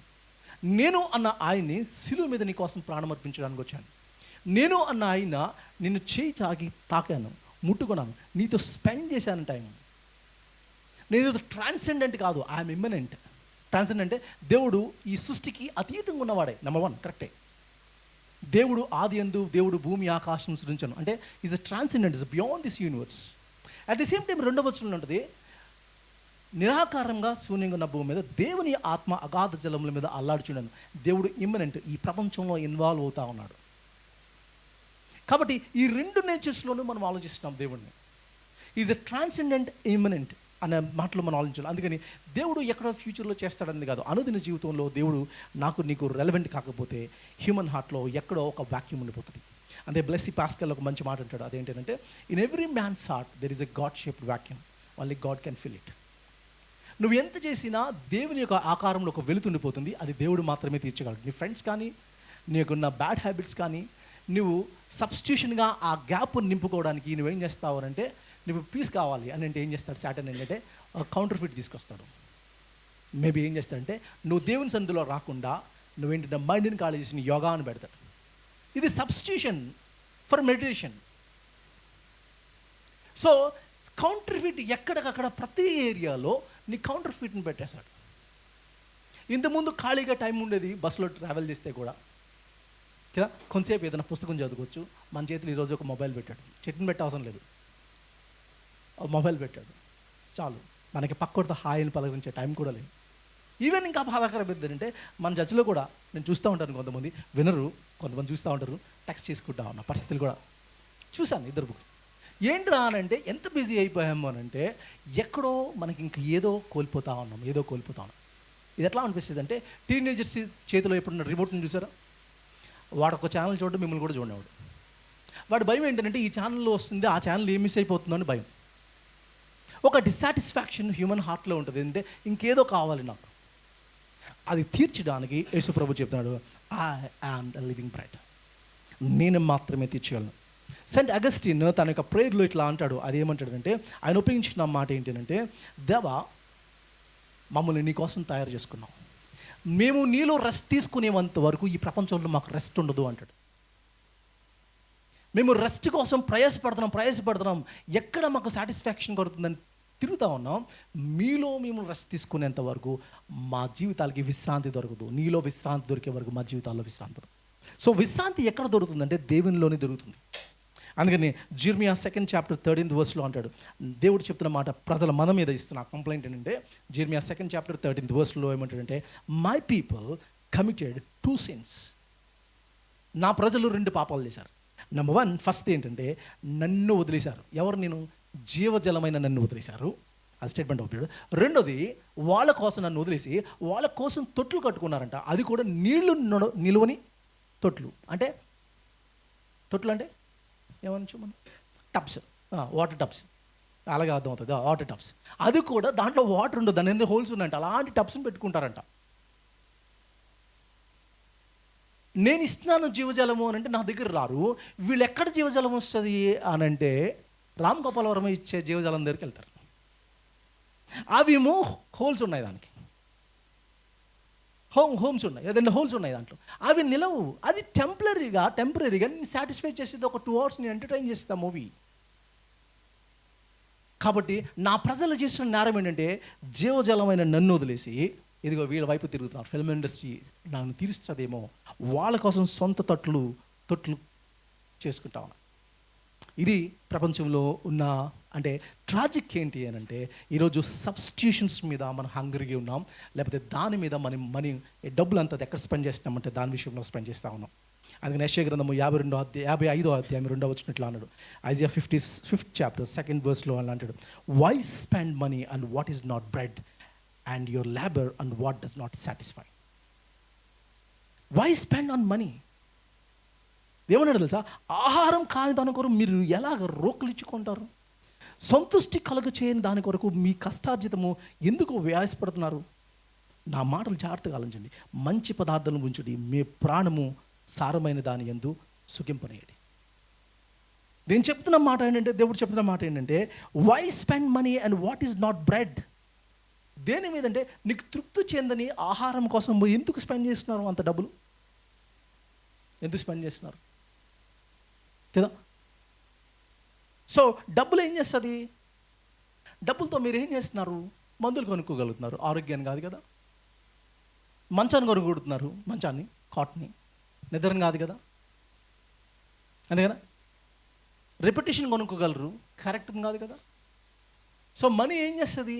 రెప్యుటేషన్ ఇస్తుంది, క్యారెక్టర్ని కాదు. Money can't buy a character, money can't buy a sleep. Cot ఇస్తుంది అంతే. Money can't give you health, medicine ఇస్తుంది. సో మీరు దేని మీద స్పెండ్ చేస్తున్నారు ఇప్పుడు? కాట్ మీద, మెడిసిన్ మీద, లేకపోతే మీ యొక్క పేరు మీద ఖర్చు పెడుతున్నారా?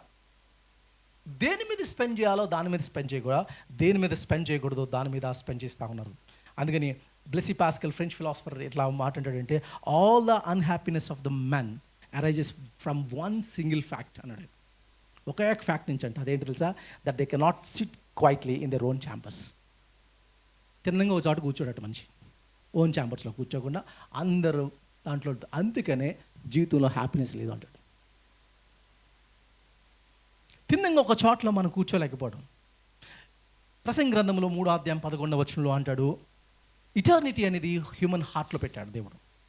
కాబట్టి హ్యూమన్ ఎప్పుడు సాటిస్ఫై అవుతాడనంటే ఇటర్నిటీకి సంబంధించిన కాన్సెప్ట్లోనే హ్యూమానిటీ సాటిస్ఫై అవుతాడు, హ్యూమన్ సాటిస్ఫై అవుతాడు. కానీ ఇటర్నిటీ అనే కాన్సెప్ట్ హ్యూమన్ హార్ట్లో పెట్టినప్పుడు టెంపరీ థింగ్స్ నిన్ను సాటిస్ఫై చేయవు. టెంపరీ థింగ్స్ ఎప్పుడు నేను సాటిస్ఫై చేయవు. ఇది దేవుని వాక్యం చాలా స్పష్టంగా మీకు ఇవి మాట్లాడుతూ ఉన్నది. సో ఇలాంటి సందర్భంలో ప్రభు మాట్లాడుతున్న మాట ఏంటంటే, ఇదిగో నేను జీవాహారాన్ని. ఒకటి, నెంబర్ 1, వాళ్ళ ప్రజలను చూసినప్పుడు వాళ్ళ హ్యూమన్ హార్ట్లో ఏముందో ప్రభుకు తెలుసు. హ్యూమన్ హార్ట్లో ఏముందో తెలుసు కదా. ప్రభుకి వాళ్ళు ఏం ఆలోచిస్తున్నారో వాళ్ళకి తెలుసు. సో వాళ్ళు ఏం చూస్తున్నారు అని అంటే, ఒకటి, they want to see something sensational. ఒక సెన్సేషనల్, ఒక మిరకిల్ కావాలి వాళ్ళకి, అది చూస్తున్నారు. కానీ ప్రభు ఇందాక మనం చదువుకున్న దాంట్లో ఏమున్నదంటే, దానికి మించి మీరు మిరకిల్ చూడడానికి కూడా రాలేదంటే. వీళ్ళు ఇంకెంత గొప్పవాళ్ళు అంటే మనకన్నా గొప్పవాళ్ళు. మిరకిల్ దగ్గర అయిపోతుంది. ఈయన దగ్గరికి వస్తే ఫ్రీగా తిండి పెడతాడు మనకి, అన్నం వండుకోవసరంలే. ఆయన దగ్గర మాటలు వింటుంటే ఏం చేస్తాడు? మేరీ కూడా ఎట్లా అనుకుంటే బాగుంటుంది, ప్రభా నా దగ్గర 5 రొట్టెలు 2 చిన్న చేపలు ఉన్నాయి, ఇంట్లో భోజనం పెట్టావా? మేరీ ఎప్పుడు అట్లా చేసిందా? ప్రభు ఎప్పుడు అట్లా ట్రిక్స్ ఉపయోగించాడు? అట్లాంటివి ఏం చేశాడు? అట్లాంటి మెరాకిల్స్ అక్కడ చేశాడా? నీట్ లేదు. అక్కడ అవకాశం లేనప్పుడు చేసిన మెరాకిల్స్ని బేస్ చేసుకొని, అది కూడా రేర్గా చేసిన మెరాకిల్స్ని బేస్ చేసుకొని, ఈరోజు ప్రీచర్స్ రెగ్యులర్గా దేవుడు చేసే విధానం బాగొట్టుకుని ఆ రేర్ని రెగ్యులర్ చేయడానికి ప్రయత్నం చేస్తారు ప్రీచర్స్. అదే ప్రసంగం. కాబట్టి ప్రతిసారి గోదావరి ఎక్కినప్పుడు కర్ర పట్టుకొని చీలిపోని ప్రార్థన చేయవలసిన లేదు. బ్రిడ్జ్ చేశారు కాబట్టి ఎక్కాలి నేను. గాడ్ ఈజ్ ఎమినెంట్ కాబట్టి. నేను ట్రాన్సెండెంట్లోనే దేవుడు డీల్ చేయాలి అని అంటే కాదు, దేవుడు 2 నేచర్స్లోనే ఇచ్చాడు నాకు కదా. అందుకని మెరాకిల్స్ అనే పేరుతో మినిస్ట్రీస్ వస్తున్న ప్రతి దగ్గర నేను I'm not against the miracles. By the way miracles నేను ఎక్కువ డిఫైన్ చేస్తున్నాను. I'm debating on miracles. Miracles అనే మినిస్ట్రీస్ పెట్టుకున్న వాళ్ళు మెరాకిల్స్ మీద ఎలా డిఫెండ్ చేసుకుంటారో రీజనబుల్గా, లాజికల్గా అంటే వాళ్ళకు కూడా తెలియదు. నా దగ్గర ఉన్నంత argument, sorry to say this, నేను ఎక్కువ నమ్ముతున్నాను మెరాకిల్స్ని. కానీ మెరాకిల్స్ పేరు మీద ఏమవుతుంది అని అంటే దేవుడు రెగ్యులర్గా చేసే ఆన్సర్స్ని తీసేసి రేర్గా చేసే ఆ కాన్సెప్ట్స్లోనే చేస్తూ ఉన్నారు. అందుకని నేను గుర్తుపెట్టుకోండి, ప్రజలు దేని విషయంలో చేస్తున్నారు అంటే they want something to eat. వాళ్ళకి కావాల్సింది ఏదో ఉంది, అదే కావాలి, అది ఇస్తే సరిపోద్ది. ఇలాంటి వాడు రాజుగా చేస్తే సరిపోద్ది. మాకు కిలో 2 రూపాయలు బియ్యం ఇస్తాడా, చేసేద్దాం సీఎంని. ఇలాంటి కింగ్ సరిపోతాడు మనకు, అదే కదా ఓట్లలో. మనకు ఎలాంటి కింగ్స్ కావాలి? ఇప్పుడు ఈ మధ్యన అక్కడికి వచ్చే ఆయన ఓల్డ్ బస్తీలో ఒక ఆయన చెప్తా ఉన్నాడు, నన్ను గెలిపిస్తే, మా పార్టీని గెలిపిస్తే, ఇదిగో మీ ఇక్కడ ఏం చేస్తానంటే మీ దానికి ఏం పేరు పెడతాను, రామ్ నగర్ అని పేరు పెడతాను. ఇదా ప్రజలకు కావాల్సింది. అలాంటి ఆకలితో కొంతమంది ఉన్నారు, వాళ్ళకి ఈ బిస్కెట్లు వేస్తారు కదా. సో ప్రజలు ఎలాంటి దాంట్లో ఉన్నారో ఐడెంటిఫై. అందుకని డిక్టేటర్స్ యొక్క ఐడియా ఏంటి అని అంటే, ఒక ఫిలాసఫీ ఉంటుంది. డిక్టేటర్స్ ఎలా అంటే, ఒకవేళ వాళ్ళకి హంగర్ లేకపోతే వాళ్ళకి హంగర్ వచ్చేటట్టు వీడే క్రియేట్ చేసి అది అడిస్తాడట. లేని హంగర్ వీడు తీసుకొస్తాం. డిక్టేటర్స్ యొక్క ఫిలాసఫీ అదే. ప్రజల్ని ఎలా కంట్రోల్లో చేస్తాడు, అట్లాగే కంట్రోల్ చేస్తాడు. సో ఇలాంటి దాంట్లో ఒక రోమన్ సర్కాసిస్ట్ ఏమంటాడు అని అంటే, లేకపోతే హాస్యకవి అంటారా వాళ్ళని, తను ఏమంటాడు అంటే, రోమన్స్ 2 విషయాలకి దే ఆర్ లాంగ్ ఫర్ అంటాడు. ఒకటి, number 1 it's a bread, and number 2 it's for circus. ఒక రోమన్ హిస్టారియన్ చెప్తున్న మాట అంటే, ప్రజలు మా టైంలో ఉన్న ప్రజలు 2 విషయాల మీద ఇంట్రెస్ట్, తినడం, తర్వాత ఎంటర్టైన్మెంట్, సర్కస్. అప్పుడు సర్కస్, ఇప్పుడు షాపింగ్ మాల్, అంతే తేడా, సినిమాలు అంతే. సేమే మీరు చూడండి, హిస్టరీ చూసినప్పుడు ఏమంటాడంటే, ప్రసంగ గ్రంథంలో అంటాడు ఏమంటే అన్నీ పాతవే వస్తున్నాయంట. మాల్కమ్ మగ్రిడ్జ్ అనే ఒక ఇంగ్లీష్ స్కాలర్ ఏమంటాడంటే, sir there is nothing new in this world, everything the old things happening to the new people. అందుకని హిస్టరీ చూసినప్పుడు మీరు చూసినప్పుడు ఎట్లా అనిపిస్తుంది అని అంటే, హిందూస్ హిస్టరీ ఎలా చూస్తారు, సర్కిల్లో చూస్తారు. క్రిస్టియన్స్ లీనియర్లో చూస్తారు కదా. కానీ ఒక థాట్ ఎక్కడంటే, మేము ప్రకటన గ్రంథం మీద బైబిల్ స్టడీ కూర్చున్నప్పుడు గోవాలో విశాల మంగళవాడి నాకు ఇచ్చిన ఒక థాట్ ఏంటంటే, బెటర్ నువ్వు ఎట్లా చూస్తావు అంటే హిస్టరీని స్పైరల్గా చూడు అన్నాడు. అప్పుడు నీకు అర్థమవుతుంది. All things is happening but is in the process. Bell style మళ్ళీ వస్తుంది, అలాంటి పాతకాలంకి వెళ్ళిపోము, మళ్ళీ బెల్ స్టైల్ స్టార్ట్ అవుతుంది. కొంతమంది బెల్ ప్యాంట్స్ వేసుకున్నారు కదా, jeans, it's nice, I'm not against that. All things happening to the new people, all things new people, but is in the ప్రాసెస్లోనే ఉంటుంది. ప్రకటన గ్రంథంలో శాటన్ అక్కడే పడిపోయినట్టు ఉంటాడు, మళ్ళీ ఎక్కడో లెగిస్తున్నట్టు కనబడుతాడు. ఏంటి మళ్ళీ వచ్చేసాడు అనుకుంటావు, కానీ ద ప్రాసెస్లోనే వాళ్ళు లెగిస్తూ ఉంటాడు. సేమ్ హిస్టరీ రిపీట్ అవుతున్న కాన్సెప్ట్స్ హిస్టరీలో మనకు కనబడతా ఉంటాయి. కాబట్టి ఏమవుతుందంటే, రోమన్ టైంలో ప్రజలు ఎలా ఉన్నారు, రోమన్స్ రూల్ చేసిన టైంలో ఇప్పటికీ ప్రజలు అదే దాంట్లో ఉన్నారు. అదేంటి అని అంటే, ఒకటి ఎంటర్టైన్మెంట్. అందుకని ధనవంతుడు చెప్తున్నాడు, నా ప్రాణమా తినుము తాగుము సుఖించుము. షాపింగ్ మాల్ అడ్వర్టైజ్మెంట్ ఏంటి, ఈట్ డ్రింక్ అండ్ ఎంజాయ్, అదే కదా బయట క్యాప్షన్, అదే కదా shopping malls. Hyderabad centre caption ఏంటి, ఈట్ డ్రింక్ అండ్ ఎంజాయ్. అదే కదా ధనవంతుడు చెప్పింది, నా ప్రాణమా తిను తాగు సుఖించు, అంతే చాలు, ఇంకంతే. ఇది నిన్ను సాటిస్ఫై చేసేస్తుంది. ఇలాంటి ప్రపంచంలో ప్రభు భిన్నంగా చెప్తున్న మాటలు ఏంటంటే రియల్ బ్రెడ్, రియల్ సాటిస్ఫాక్షన్ నా దగ్గరికే వస్తుంది అనే మాటలు మనకు చాలా స్పష్టంగా అర్థమవుతుంది. అందుకని ఫస్ట్ జాన్లో అంటాడు, ఇలా ఆలోచించే వాళ్ళని దేవుడు ఏమన్నాడంటే దర్ వరల్డ్లీ పీపుల్ అన్నాడు. Their worldly people. అక్కడున్న మాట ఏంటంటే ఒకటి ఏంటంటే వాళ్ళు ఉపయోగించిన మాట అంటే ఫస్ట్ జాన్లో 2nd chapter 16th verseలో ఉపయోగించాడు. Because the focused on the lust of the flesh, శరీరాశ, లస్ట్ ఆఫ్ ద ఐ, నేత్రాశ, and the boastful pride of life and జీవపడము. So lustful of the flesh అనడానికి ఏంటి అని నుంచి వెదితే ఇంకొక వర్షన్లో ఏమిచ్చాడంటే ద లివింగ్ బైబిల్ ఏమిచ్చాడంటే ద క్రేజ్ ఫర్ సెక్స్. ఇది చూడండి, లస్ట్ ఆఫ్ ద ఫ్లెష్. ప్రజలు దేనికోసం ఆరాట పడుతున్నారు ఈ జనరేషన్ అంటే the craze for sex, number 1. Okay, number 2, వాళ్ళు చూసింది అది నాకు కావాలి అని అనుకోవడం, either shopping or anything. Lust of the eye. 3ది ప్రైడ్, బోస్ట్ఫుల్ ప్రైడ్. లైఫ్లో నిన్ను గుర్తించాలి అనుకున్న ప్రైడ్, లేదా నిన్ను ఎక్కడో చోట నీ టాలెంట్ని చూపించుకోండి. ఈ మూడిట్లతోనే ప్రపంచం ఉంది. ఇది వరల్డ్లీ అన్నాడు, ఇది వరల్డ్లీ అని అన్నాడు. కాబట్టి ప్రభు చెప్తున్న ఈ సందర్భంలో ఏంటి వీళ్ళకి కొన్ని ప్రశ్నలు వేశారు, ప్రభుని అడిగారు, కొన్ని ప్రశ్నలు వేశారు. ప్రభు ఇచ్చిన ఆన్సర్స్ మాత్రం వీళ్ళ లెక్క చేయలేదు. సో చాలామంది ప్రశ్నలు వేస్తారు, ఇచ్చిన ఆన్సర్స్ని తీసుకోరు కదా. ధనవంతుడు వచ్చాడు, రిచ్ యంగ్ రూలర్ వచ్చాడు. he came to the right person with the right questions, he approached the right man and got the right answer. కానీ రైట్ థింగ్ని మాత్రం తీసుకోకుండా వెళ్ళిపోయాడు. ఇక్కడ కూడా చాలామంది రిచ్ యంగ్ రూలర్స్ చాలామంది ఇక్కడ ఉంటారు. They came to the right place, got the right answer, right sermon, కానీ రైట్ థింగ్ని లైఫ్లో అప్లై చేయకుండా కామ్గా మళ్ళీ వెళ్ళిపోతారు. ఒకసారి నేను చెప్పాను, ఈ బాత్ స్టోరీ చెప్పాను కదా, బాతులన్నీ కలిపి డక్స్ అన్నీ కలిపి చర్చ్ పెట్టుకున్నాయంట. డక్స్ అన్నీ కలిపి చర్చ్ పెట్టుకున్నాయి. Pastor is a duck pastor, choir team is a ducks, music team is a ducks, అన్నీ వచ్చినాయి. ఆ రోజు ఒక స్పెషల్ గెస్ట్ వచ్చాడు, డక్ స్పెషల్ గెస్ట్. ఆయన చెప్పాడు నుంచొని, ఏం చెప్పంటే చాలా మోటివేట్ చేశాడు.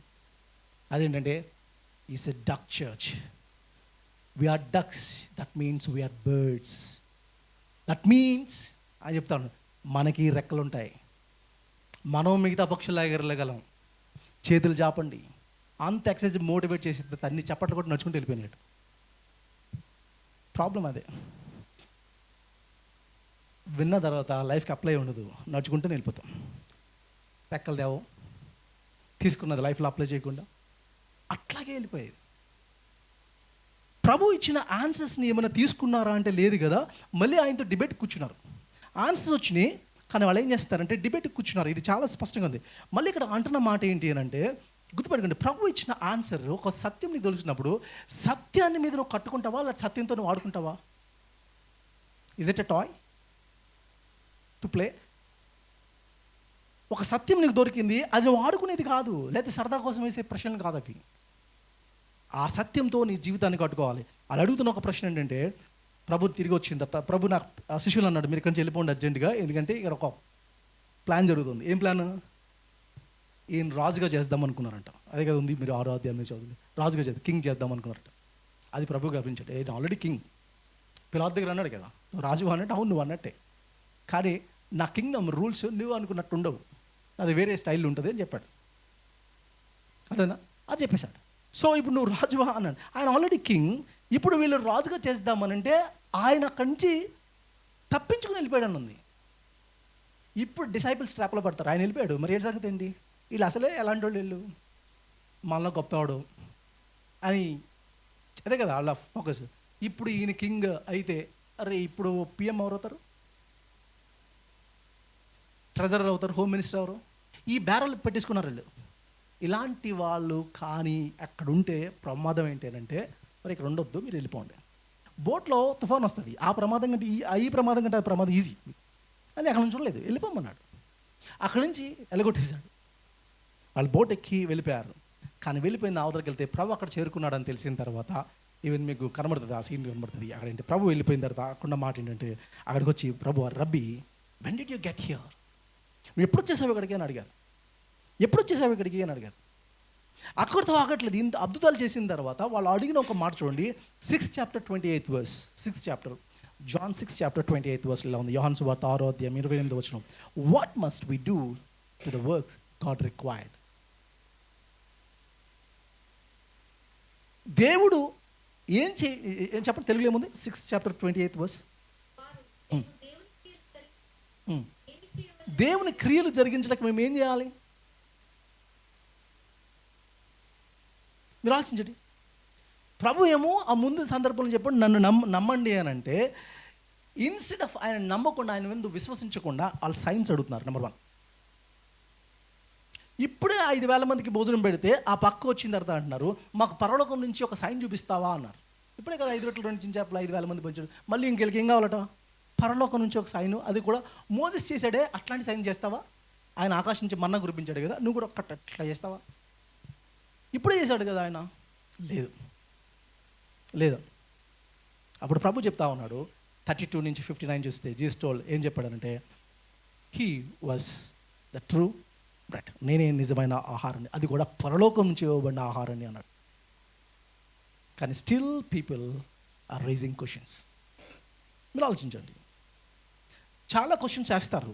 నేను ఇంతకుముందు జిఎన్జీలో ఉన్నప్పుడు క్యాంపసెస్లో ఎక్కువ మాట్లాడేవాడిని, కాలేజెస్లో చాలా క్వశ్చన్స్ వస్తాయి. ఆ క్వశ్చన్స్లో ఎలా ఉండేవారంటే, జనాలు ఎలా ఉండేవారంటే, ఒకటి వాటి టాలెంట్ని చూపించుకోవడానికి కొంతమంది వేస్తారు క్వశ్చన్స్. రెండోది నన్ను ఎక్కడ ఇరికించాలా అని చెప్పడానికి వేస్తారు క్వశ్చన్స్. ఎందుకు ట్రూత్ సీకర్ ఒకడైతే ఉంటాడు ఆ 100 మందిలో, నిజంగా ట్రూత్తో ట్రావెల్ చేసి వెళ్ళేది. మీతో ఎలా ఉంటుంది అంటే, నన్ను ఎట్లాగా పజిల్ చేయాలి, లేకపోతే నన్ను ఎలా కార్నర్ చేయాలి, లేకపోతే నేను అన్న ప్రతిదానికి వెటకారం ఆడాలి, నేను ఒక మాట చెప్పగానే ఆడియన్స్ నుంచి జోక్ వేసేయాలి. ఆ జోక్ ఏంటంటే నన్ను ఇంప్రెస్ చేయడం కదా, పక్క వాళ్ళని ఇంప్రెస్ చేయడానికి. ఇవి ఉంటాయన్న. ఇలాంటి కాన్సెప్ట్స్లో ఉన్నమాట. మీరు ఆలోచించండి, ఇలాంటి దాంట్లో నుంచి మనం ప్రార్థన చేయాలి. ప్రభు దగ్గరికి వచ్చి ఆడుతున్నాం ఏమంటే, మనకున్న 2 ఎక్స్ట్రీమ్స్ చెప్తాను. నెంబర్ 1 అదేంటే, సగం సత్యాలు చేసుకుని ఇది చాలా క్రిస్టియన్ ఫెయిత్కి నాకు సరిపోతుంది అనే బద్ధకం నుంచి ప్రభు మమ్మల్ని కాపాడని ప్రార్థన చేయాలి. నెంబర్ 1. ఇంకో సత్యం అంటే, నాకు పూర్తిగా సత్యం తెలుసు అనేక ఆరగెన్స్ నుంచి కూడా మమ్మల్ని కాపాడు ప్రభు అని ప్రార్థన చేయాలి. మీ ప్రార్థనలు 2 పాయింట్స్ ఉన్నాయా? ఒకటి, దిస్ ఈజ్ ఇనఫ్, ఇంత మించి ఏం అవసరం లేదండి, ఇంత మించి ఏం అవసరం లేదు. పాస్టర్ గారు నాతో అన్నారు, అదేంటే, ఎందుకు బాబు ఇవన్నీ ఇంత ఇంత అవసరం? దేవుడు ప్రేమస్వరూపం ఉంది, అదొకటే కదా బైబిల్కి అంతటి మూలం. పాపం దేవుడికి విషయం తెలియక ఎంత బైబిల్ రాసేసాడండి అన్నాను. అంటే అదొకటి సరిపోతుందా? మీరు ఆలోచించండి. మనం ఏం చేస్తామంటే, నాకు ఇది సరిపోతుంది, ఇది చాలు అనే సగం సత్యాలు, అర్ధ సత్యాలతో ఆగిపోయి, హాఫ్ ట్రూత్స్తో దిస్ ఈజ్ ఇనఫ్, దాని వెనకాల లేజినెస్, నువ్వు పని చేయకపోవడం, దేవుని గురించి ఇంకా కొత్త సత్యాలు తెలుసుకోకపోవడం, ద లేజినెస్ నుంచి ప్రభా మమ్మల్ని రక్షించుకొని ప్రార్థన ఉండాలి. రెండోది, నాకు పూర్తిగా తెలుసు అనే అహంకారం నుంచి కూడా, ఒకవేళ పూర్తిగా నీకు ఒక క్రిస్టాలజీ గురించి, క్రీస్తు యొక్క శాస్త్రం గురించి, అయితే థియాలజీ ఆఫ్ క్రైస్ట్ గురించి నీకు విపరీతంగా అవగాహన ఉంటే, ప్రభా నాకు అహంకారం వచ్చిందేమో, దాని నుంచి కూడా కాపాడని ప్రార్థన చేయాలి. ఇవి 2 మన ప్రేయర్లో పాయింట్స్ అయి ఉండాలి. డిసైపుల్స్ దగ్గర అదే జరుగుతుంది, ఇది ఆలోచించండి. సో వాళ్ళు ఇమ్మీడియట్ కోరుకుందంటే, ఇమ్మీడియట్ రిలీఫ్ కావాలి. ఈజీగా వాళ్ళ డైలీ నీడ్స్ని మీట్ అయ్యేవాడు కావాలి. అలాంటి వాడు రాజుగా చేస్తే, మాకు ఫ్రీగా భోజనం పెడతారా అన్న పథకం కింద? లేదా కిలో 2 రూపాయలకి బియ్యం ఇస్తావా? మేము పని చేయము, మాకు ఫ్రీగా భోజనం పెట్టేస్తావా? నేను గెలిపించేస్తాం. మనోళ్ళు అంటారు, వాళ్ళు తీసుకొస్తారు కాన్సెప్ట్స్. మమ్మల్ని గెలిపిస్తే ఏం చేస్తాం? ఇది కాబట్టి వాళ్ళు యేసు ప్రభు దానికి భిన్నంగా ఈయన చేసేస్తే వీళ్ళకి ఏమొచ్చిందంటే, అమ్మో ఇలాంటి వాడిని చేసేస్తే భలే ఉంటుంది, మనకి వండుకో అవసరం లేదు, పొద్దున్న చేసి కూర్చుంటే. ఇప్పుడు చెప్పండి, ఆకలి అనే కాన్సెప్ట్ దేవుడు హ్యూమన్కి పెట్టకపోతే ఎలా ఉంటుంది? మీరు ఫలించి అభివృద్ధి చెంది భూమి నుంచి విస్తరించడం ఏం జరగవు. పడుకునేవాళ్ళం తోటలో, సర్పం కూడా రాడు కదా, గాఢ నిద్ర.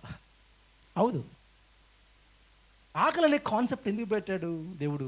నువ్వు తినడానికి కోసం అన్న, నువ్వు పని చేయాలి. లేకపోతే మీ కాన్సెప్ట్ మీరు ఆలోచించండి, ఎట్లాంటి పరిస్థితులు ఉంటాయి. దేవుడు హంగర్ అనే కాన్సెప్ట్ హ్యూమన్ హార్ట్లో, అందుకని డిజైర్ థియరీ, డిజైర్ యొక్క ఆర్గ్యుమెంట్ని సిఎస్ లూయిస్ ఇలా అంటాడు. ఏమంటాడు అంటే, నీకు ఆకలేస్తుందంటే అన్నం అనే కాన్సెప్ట్ ఎక్కడ ఉందన్నమాట. అన్నం ఎక్కడ కాన్సెప్ట్ ఉందన్నమాట. బ్రదర్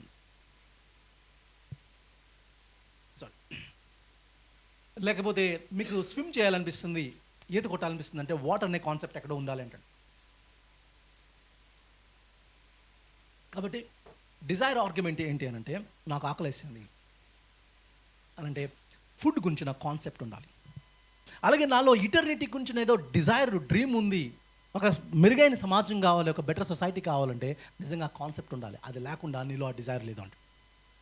కాబట్టి హ్యూమన్ హార్ట్లో ఎక్కడో ఇటర్నిటీ అనే కాన్సెప్ట్ నా హార్ట్లో ఉంది. కాబట్టి ఇటర్నిటీని మీట్ అయ్యి ఇటర్నిటీని సాటిస్ఫై చేసే ఒక కాన్సెప్ట్ ఈ ప్రపంచంలో లేకపోతే దేవుడు. కానీ వీళ్ళు దానికి మించి వాళ్ళు ఏం చేస్తున్నారంటే, రిలీజియస్ లీడర్స్ ఎట్లా ఆలోచిస్తున్నారు అని అంటే, ప్రభు చెప్తున్న మాట మీరు ఆలోచించండి. ఐ విల్ మేక్ హిమ్, లేదంటే వాళ్ళని మేము రాజుగా చేద్దామని అనుకోవడం. ఇట్స్ ఏ కమర్షియల్ యాటిట్యూడ్ అంటాం. కమర్షియల్ యాటిట్యూడ్ ఉంది. సో ప్రభు చెప్తున్న మాట అంటే, ఐ యామ్, నేనెవరిని, ఐ యామ్, నిన్ను సాటిస్ఫై చేసేవాడిని అయితే కాదు, I am that I am. అర్థమవుతుందా? నిన్ను డిజైర్, నీ కోరికలు తీర్చే ఒక జీనీని కాదు. కురిస్తే బాటిల్లో జీనీ వస్తుంది, నీకు కోరికలు తీర్చిన తర్వాత మళ్ళీ ఏం చేయాలి? జీనీ లోపలికి వెళ్ళిపోతే మూత పెట్టేసుకుని కూర్చుంటాం. అలాంటి దేవుడు కావాలి కదా మీకు. దేవుడు అంటే, నో, నీ బాటిల్లో నేను ఫిట్ అవను.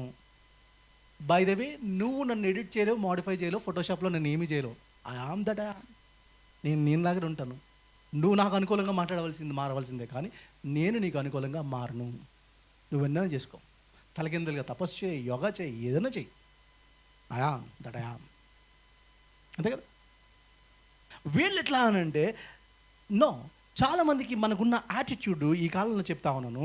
అదేంటే ఈవెన్ మన క్రిస్టియన్స్ కూడా ఏంటంటే, దేవుడిని ఎట్లా తీసుకుంటామంటే సెలెక్టివ్గా కొన్ని పాయింట్స్ దగ్గర తీసుకుంటాం. మనకు ఒక రిలీజియస్ టీచర్గా, ఒక మారల్ ఆస్పెక్ట్లో ప్రభు పనికి వస్తాడు. కానీ ఏం చేస్తాడంటే, ఆయనకు మన జీవితంలో యేసుని ప్రభుగా అంగీకరించడం మాకు ఇష్టం ఉండదు. అందుకని యేసు ప్రభు అన్న దాంట్లో మనకు యేసు తెలుసు, కానీ ప్రభు తెలియదు. ప్రభు అంటే ఆయన ప్రభుత్వానికి లోపడ్డాం. ప్రభు నా ఇష్టం కాదు, నీ ఇష్టం, నా చిత్తం కాదు, నీ చిత్తం. డెసిషన్స్ ఇదిగో, ఇక్కడ ఫినాన్షియల్ డెసిషన్ తీసుకోవాలి, ఈ డెసిషన్స్ దగ్గర ఇదిగో నీ చిత్తం ఏంటి అని మోకరించకుండా అక్కడ నేనే లార్డ్ అయిపోతాను. ఎక్కడ లార్డ్ అని అంటే, సండే 2 అవర్స్లో నీ జీవితానికి లార్డ్ అంతే. అది కూడా నీ సెల్ ఫోన్ వస్తే నువ్వు బయటికి వెళ్ళిపోతావు. బై ద వే, అక్కడ నువ్వు లార్డ్ కాదు, మళ్ళీ అక్కడ నీ సెల్ ఫోన్ నీకు లార్డ్ అవుతుంది. అవునా కదా. కాన్సెప్ట్స్ చూడండి ఎట్లా. దేవుణ్ణి మనం సెలెక్టివ్గా చూస్తూ ఉన్నాం. లేకపోతే దేవుణ్ణి నమ్ముకుంటే ఏం జరుగుతుంది? నా బిజినెస్ హిట్ అవుతుందా? నా రోగం పోతుందా? దేవుణ్ణి నమ్మితే ఏం జరుగుతుంది? ఈ మధ్యన ఒక ఆయన యూట్యూబ్లో పెట్టాడు. ఆయన ఏం పెట్టాడంటే, ఒక పాస్టర్ కొత్తగా వచ్చాడు, ఇంకొక భక్తుడు. ఆయన ఇట్లా చెప్తా ఉన్నాడు. ఆయన ఏం చెప్తా ఉన్నాడు అంటే, మీ 500 రూపాయల నోటు తెచ్చుకోండి, 500 రూపాయల నోటు తెచ్చుకోండి. రేపొద్దున్న మీరు తెచ్చుకుంటే నేను అభిషేకిస్తాను. ఈ 500 రూపాయలు మీ ఇంట్లో ఉంచున్నంతసేపు ధన సమృద్ధి ఉంటుంది. మరి ఆ ఇంట్లో 2 పెట్టుకుంటే సరిపోతుంది కదా. చూడండి ఎట్లాంటి కొంచెం లిటిల్గా కొత్తగా వచ్చాడు. అటువైపే మా సైడ్ ఉంటారు ఇదంతా, ఈ గ్యాంగ్ అంతా. పాతాడేనా? ఓకే, ఇప్పుడు వెలుగులోకి వచ్చాడు. కాబట్టి ఇట్లాంటి టెక్నిక్స్కి మాకు ఇలాంటిది కావాలి, ఇలాంటి దేవుడు కావాలి. మాకు సైన్స్ చేసేది నువ్వు చెప్పే వద్దు ప్రభు. ఆ ప్రసంగాలు, ఆ థియాలజీ, ఆ డీపర్ వద్దు. నాకు పైగా ఈజీగా ఇలా చెప్తే అట్టుపండు తొక్క పెడితే తినేస్తాం, వెళ్ళిపోతాం అంతే. అట్టుపండు తోట వేసుకొని పండించుకొని చెప్తే అలాంటి ఎక్కువ మాకు ప్రసంగాలు. దయచేసి అలాంటి ప్రసంగాలు టఫ్గా ఉంటాయే, మా బుర్రకు ఎక్కువే అయ్యొద్దు. దయచేసి మా బుర్ర కూడా మేము చేసుకోవాలి. బుర్ర క్లోజ్ చేసుకుంటాం, నువ్వు దర్శనం ఇవ్వి కదా. ఇది ఈ యాటిట్యూడ్, ఈ కమర్షియల్ యాటిట్యూడ్ ఆ కాలంలో కూడా జనాలు అలాగా ఉన్నారు. సో మీరు ఆలోచించండి. సో వాళ్ళు ఏమంటారంటే, they want to do something for salvation. కానీ salvation is by grace, not by doing. అంటే నువ్వు ఏదో చేయడం వల్ల రక్షణ కాదు. ఇది గుర్తుపెట్టుకోండి. క్రిస్టియన్స్కి ఈ రోజుకి కూడా దేవుని సన్నిధిలో ఉండి అర్థం కాని, చాలామంది క్రిస్టియన్స్కి అర్థం కాని కాన్సెప్ట్ ఏంటంటే, సాల్వేషన్ ఈజ్ బై గ్రేస్ అనేది అర్థం కాకుండా, నువ్వు మంచి పనులు చేస్తే సాల్వేషన్, రక్షణ వస్తుంది. డూస్ అండ్ డు నాట్స్నే ప్రసంగాలు అనుకుంటున్నారు ఈరోజు మన వాళ్ళు. సో ఇంకా చెప్పంటే, మారల్ టీచింగ్కి గాస్పల్కి కూడా తేడా తెలియకుండానే సంఘంలో విశ్వాసాలుగా చలామణి అయిపోతున్నాం. నీ మంచి పనులు నా దృష్టికి మురుగుగుడ్డల్లా ఉన్నాయని ఆయన అంటాడు. ఇప్పుడు దేన్ని బట్టి నేను మంచోడుగా తీర్చున్నాడు ఆయన? నేను చేసే మంచి పనులు కాదు, ప్రభు ఆల్రెడీ చేసేసాడు. ఆ అకౌంట్లో నన్ను క్వాలిఫై చేస్తున్నాడు అని తీసివార్త. ఇవి ఎక్కవు మనకి. నన్ను నమ్ము అంటే అది ఎక్కదు. ఏదెక్కుతుంది తెలుసా? మేమెక్కుతుంది ఆ సైడ్ వచ్చింది. అదంటే యేసుమాల. విన్నారా? మా సైడ్ ఉంది. వైట్ డ్రెస్ వేసుకుంటారు. 40 days ఈస్టర్ టైంలో వెళ్తారు. ఇలాంటి ఎక్కుతాయి మనకి. ఈ కొత్త అనుకున్నారా? అయ్యో మేము మా వాళ్ళు ఫుల్ బండిపోయారు అటువైపు ఆంధ్ర సైడ్. అంటే వాళ్ళకు మాల ఉంది కదా, భవానీ మాలో అయ్యప్ప మాల ఉంది కదా, మనకు లేదు కదా. కానీ చేశారు యేసు మాల, వైట్ డ్రెస్, చెప్పులు వేసుకోరు, 40 days కట్నం అనుభవిస్తాను. మా 40 days తాకుండా ఎంత కష్టపడతారంట వాళ్ళు, ఎంత కష్టపడతారు. ఇదే పరిస్థితి. వీళ్ళు ఎలా కోరుకుంటున్నారంటే నమ్మండి, విశ్వసించండి అంటే ఇది వద్దట. వీళ్ళకి ఏం కావాలంటే మాకు పనులు చెప్పు, తిరగమంటే తిరుగుతాం, గుడ్డు కొట్టించుకోమంటే తిరుగుతాం, ఇవన్నీ చేస్తాం. కానీ ఫ్రీగా ఉచితం, సాల్వేషన్ ఈజ్ ఫ్రీ అని అంటే ఆ కాన్సెప్ట్ మనకి ఎక్కట్లేదు. మా చర్చికి ఇన్ని లక్షలు ఇచ్చేస్తే నీ అప్పులు తీరిపోతాయి అన్న ఎక్కుతున్నాయి జనాలకి.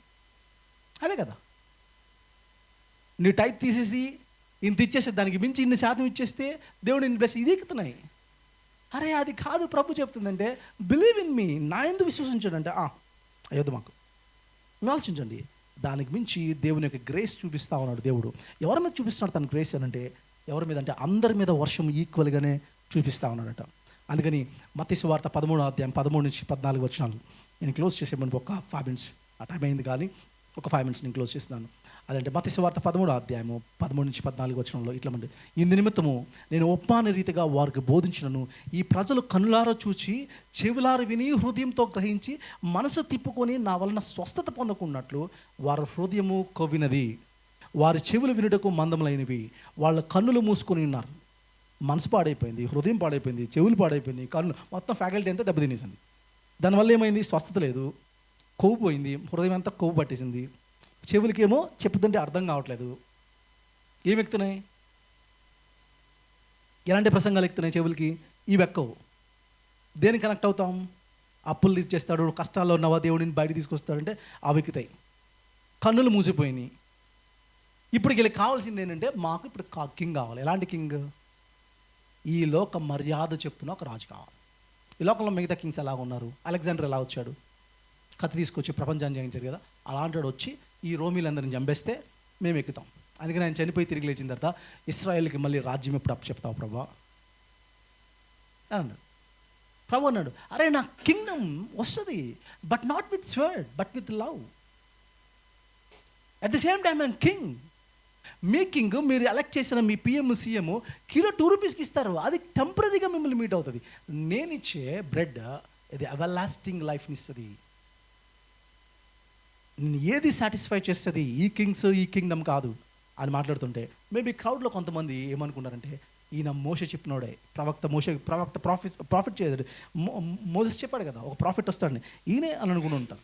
ఇలాంటి వాడిని రాజుగా చేస్తే మనకు రోమన్స్ నుంచి ఫ్రీడమ్ వస్తుంది అని మాట్లాడుతున్నారు. కాబట్టి వీళ్ళకి అర్థమైంది ఏంటంటే, ప్రభుని యాక్సెప్ట్ చేయకుండా డిబేట్ పెట్టుకోవడం జరుగుతూ ఉంటుంది. వాడికి మళ్ళీ చివరికి ఏం వచ్చి అడిగారంటే, ఏమంటే ప్రభా వచ్చి అడుగుతున్నారు, ఎప్పుడు మాకు పరలోకం నుంచి ఒక అద్భుతం చూపిస్తావా? ప్రభు అక్కడికి వెళ్ళిపోయాడు, మీది అంత తెలుసు. మీరు చూడండి అక్కడ ఏమవుతుందంటే, ఆయన శిష్యులను అక్కడి నుంచి వెళ్ళిపోమన్నాడు. ఒక నావ వచ్చింది, నావ మీదకి వెళ్దు అదంటే ఒక పడవ మీద శిష్యులు వెళ్ళిపోతా ఉన్నారు. ప్రభు మాత్రం ముందే వెళ్ళిపోయాడు. శిష్యులు నెలగొట్టేశారు కదా, వీళ్ళు వెనకాల వస్తున్నారు. ఈ లోపల ఏమైంది? తుఫాన్ వచ్చింది. మళ్ళీ తుఫాన్ మీద రావడం ఇంకో మెరకల్, మళ్ళీ గాలిని గద్దించడం ఇంకొక మెరకల్, 5 రెట్లు 2 చిన్న చేపలు 5,000 మంది పెట్టడం ఇంకొక మెరకల్. ఇన్ని మెరాకిల్స్ చూసిన వాళ్ళు ఇప్పుడు మళ్ళీ వచ్చి అడుగుతున్నారు, మాకంట ఏం కావాలట? మోషే పరలోకం నుంచి మన్నా కురిపించినట్టు మాకు చేస్తావా? ఇది అడుగుతా ఉన్నారు, ఇది చేస్తా ఉన్నారు. ఇంత చేసినా సరే ఆలోచండి. యేసు ప్రభు దానికి చెప్పిన మాట ఏంటి అని అంటే, ఆయన ఒక మెటఫోర్ ఉపయోగించాడు. సో మీరు చూస్తే కొన్ని వర్డ్స్ ఉపయోగించాడు 6th chapterలో. ఒకటంటే on the bread from heaven, రెండోది ఐఎమ్ బ్రెడ్ ఆఫ్ గాడ్, మూడోది ద బ్రెడ్ ఆఫ్ లైఫ్, నాలుగోది ద లివింగ్ బ్రెడ్. ఈ 4 కాన్సెప్ట్స్ తీసుకొచ్చాడు. And the bread of from heaven, the bread of God and bread of life and living bread అని ఉపయోగించాడు. ఇది మెటఫోర్గా ఉపయోగిస్తున్న మాట. ఇది మెటఫోరికల్గా ఉపయోగిస్తున్నాడు. బ్రెడ్ ఎందుకు కావాలి? ఆహారం ఎందుకు కావాలి? నీ జీవితాన్ని పోషించుకోవడానికి కదా కావాలి. ప్రభు ఇప్పుడు ఏమంటాడనంటే, ఇదిగో నా రక్తము తాగి నా శరీరము తిన్నవాడు నిత్య జీవం పొందుతాడు అని అంటే వాళ్ళు ఏమనుకున్నారు? మేము క్యానిబల్సా అన్నట్టు ఆల్రెడీ వాళ్ళకి ఆజ్ఞ ఉంది కదా, క్యానిబలిజం లేకపోతే యానిమల్స్ మనుషులు తినకూడదని ఉంది కదా. ప్రభు ఇప్పుడు ఉపయోగించి ఇలా స్టేట్మెంట్ని ఉపయోగించినప్పుడు మేము క్యానిబల్సా అన్నట్టు మేము ఇది కఠినమైన బోధ అని వెళ్ళిపోయారు. వాళ్ళకి అర్థం కాలేదు. ఓకే, ఇప్పుడు నేను అడుగుతాను, ఇదే మాట మీకేం అర్థమైంది? చర్చలో కూర్చున్నా మిమ్మల్ని అడుగుతున్నాను, నా శరీరం తిని నా రక్తం త్రాగినవాడు నిత్యజీవం పొందుతాడంటే మీరు చాలామంది ఏమనుకుంటారు? మేబీ దిస్ ఇస్ యూకరిస్ట్ అనుకుంటారు. మేబీ యూకరిస్ట్ అంటే maybe if you belong to the main line church, Eucharist అంటే తెలుసు. సిఎస్ ఎగ్జామ్స్ కమ్యూనియన్ సర్వీస్ అనగా లేదా బల్ల ఆరాధన అంటాం కదా, బల్ల ఆరాధనలో రొట్టె ద్రాక్ష అది గురించి చెప్పట్లేదు. ఆ కాన్సెప్ట్లో ప్రభు మాట్లాడట్లేదు ఇక్కడ. అది చివరి రోజున బై ద వే ఇక్కడ మాట్లాడుతున్నప్పుడు ఆ ప్రభు చెప్తున్నప్పుడు అక్కడ చాలా ఎలా ఉన్నారంటే ప్రజలు అక్కడ బిలీవర్స్ లేరు, అందరూ ఉన్నారు. కానీ యూకరిస్ట్ అనేది లేదా కమ్యూనియన్ అనేది only for the believers, only for believers. కాబట్టి ప్రభు ఈవెన్ క్రిస్టియన్స్ ఈరోజు అర్థం చేసుకున్నారు, చర్చ్లో ఉన్న క్రిస్టియన్స్ కూడా ఇది కేవలం ఆయన బల్ల గురించి చెప్తుందేమో అని ఈరోజైతే ఎలా అర్థం చేసుకుంటున్నామో. ఇది లిటరల్ కాదు. యేసు ప్రభు చాలా సందర్భాల్లో బైబిల్లో కొన్ని ఉన్న మాట ఏంటంటే taste and see the Lord is good అంటే అర్థం ఏంటి? ఎలా అర్థమైంది మీకు? దేవుడు ఉత్తముడని రుచి చూచి తెలుసుకోండి అంటే ఏమన్నా నీ మీద స్పూన్ వేస్తాడు అట్లా నాలుగు మీదకి. ఏం రుచి మాట్లాడుతున్నాడు? టేస్ట్ అండ్ సీ అంటే మెటఫోరికల్గా ఉపయోగిస్తూ ఉన్నాడు. అలాగే ఐజాక్ దగ్గర కానీ లేకపోతే జాన్ కాడ ఏమంటే కొన్ని స్క్రోల్స్ ఇచ్చి తిను అంటాడు. అది లిటరల్ లాగా తినమనా కాదు, మెడిటేట్ ఆన్ దట్. కొన్నిసార్లు అంటాం కదా I can't digest this thought అంటాం కదా, అంటే అర్థం ఏంటి? ఆ థాట్ని డైజెస్ట్ చేసుకోలేదు అంటే అర్థం ఏంటి? సో ఆ ఎక్స్ప్లెనేషన్ మనం ఎక్కడో మిస్ అయ్యాం. అందుకని ప్రభు చెప్పిన కొన్ని మాటలు కొంతమందికి అర్థం, నికోదేమికి అర్థం కాలేదు. తిరిగి జన్మించడం ఏంటి? సెమారిటన్ విమెన్కి అర్థం కాలేదు. నిలిచి నీళ్ళు తాగితే ఇంకెప్పటికీ అర్థం కాలేదు, కాన్సెప్ట్స్ అర్థం కాలేదు. ప్రభు చెప్తున్న ఇప్పుడు ఈ మాటలు తనకు అర్థం కాలేదు. ఈవెన్ ప్రభు చెప్పిన మాటలు ఈ దేవాలయాన్ని పడగొట్టండి 3 రోజులు లేపుతానంటే కూడా అట్లాగే తప్పుగా అర్థం చేసుకున్న కాన్సెప్ట్స్లో ప్రభు చెప్తున్నాడు eat this flush and drink this blood. ఈ శరీరం తిని ఈ రక్తము లేకపోతే ఈ శరీరము తిని ఈ రక్తము త్రాగువాడు, నా రక్తం త్రాగుడు నిత్య జీవితం కలిగిన వాడు. ఇది మాట్లాడుతూ ఉన్నాడు. ఇది మాట్లాడుతూ ఉన్నాడు.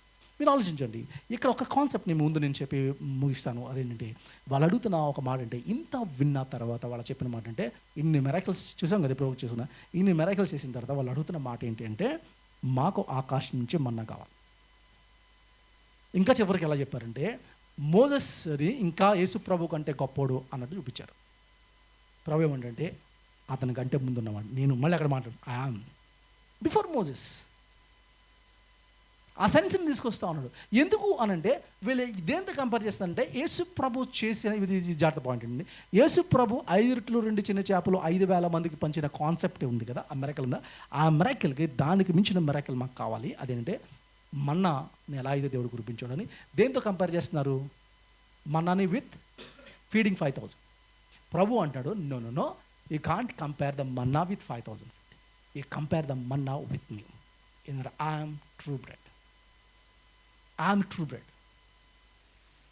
ఎందుకంటే యేసు ప్రభు చేసిన ఈ అద్భుతం కేవలం 5,000 మందిని పోషించింది, ఒకసారి జరిగింది. మన్నా 38 years జరిగింది, కొన్ని లక్షల మందిని పోషించింది everyday. Compatibility Manna is greater. That nothing నుంచి దేవుడు కురిపించాడు. ఈ మన్నాకైతే ఇది 5 రొట్టెలు 2 చిన్న చేపలు చదివితే ఇచ్చిన తర్వాత దాన్ని కొన్ని బ్లెస్ చేసుకొని 1,000 మంది పెంచాడు. Comparatively Manna is greater than feeding the 5,000. So maybe attitude వాళ్ళకి డెవలప్ అయినప్పుడు ప్రభు చెప్తాడు నో, అది కాదు నేను చెప్తాను, నిజమైన మన్నా నేను. ఎందుకు అనంటే మన్నా గుర్తుపెట్టుకోండి, మోషే ఇచ్చాడు అంటే మోషే ఇవ్వలే, గుర్తుపెట్టుకోండి, నేను నా తండ్రి ఇచ్చాడు. ఈవెన్ మోషే కూడా ఇశ్రాయేలీని బయటికి తీసుకొచ్చింది నేను అనలేదు. అందుకని మహాత్మా మోషే అని చెప్పలేదు, మన టైటిల్ ఇవ్వలేదు. మరి ఇప్పుడు దేవుడు ఏమన్నాడు? నేను నడిపించాను అన్నాడు ఇశ్రాయేల్ కదా. మనం ఇచ్చేస్తాం కదా టైటిల్, మహాత్మా గాంధీ ఇట్లా ఇచ్చేస్తాం కదా. దేవుడు ఇవ్వలేదు. ఆ క్రెడిట్ దేవుడు తీసుకుని నేను నడిపించాను మిమ్మల్ని బయటికి. కాబట్టి ఇప్పుడు కంపేర్ చేస్తే ఏమవుతుందంటే మన్నాని ఎట్లా కంపేర్ చేయాలంటే మేబీ మా పిపిటీ ఉంది కానీ నేను చెప్పేస్తున్నాను. అదేంటే ఒక మాట అదేంటంటే మన్నా ఫిజికల్ నీడ్స్ని టెంపరీగా మీట్ అయితే యేసు ప్రభు నా నీడ్స్ని ఇటర్నల్గా మీట్ అవుతాడు.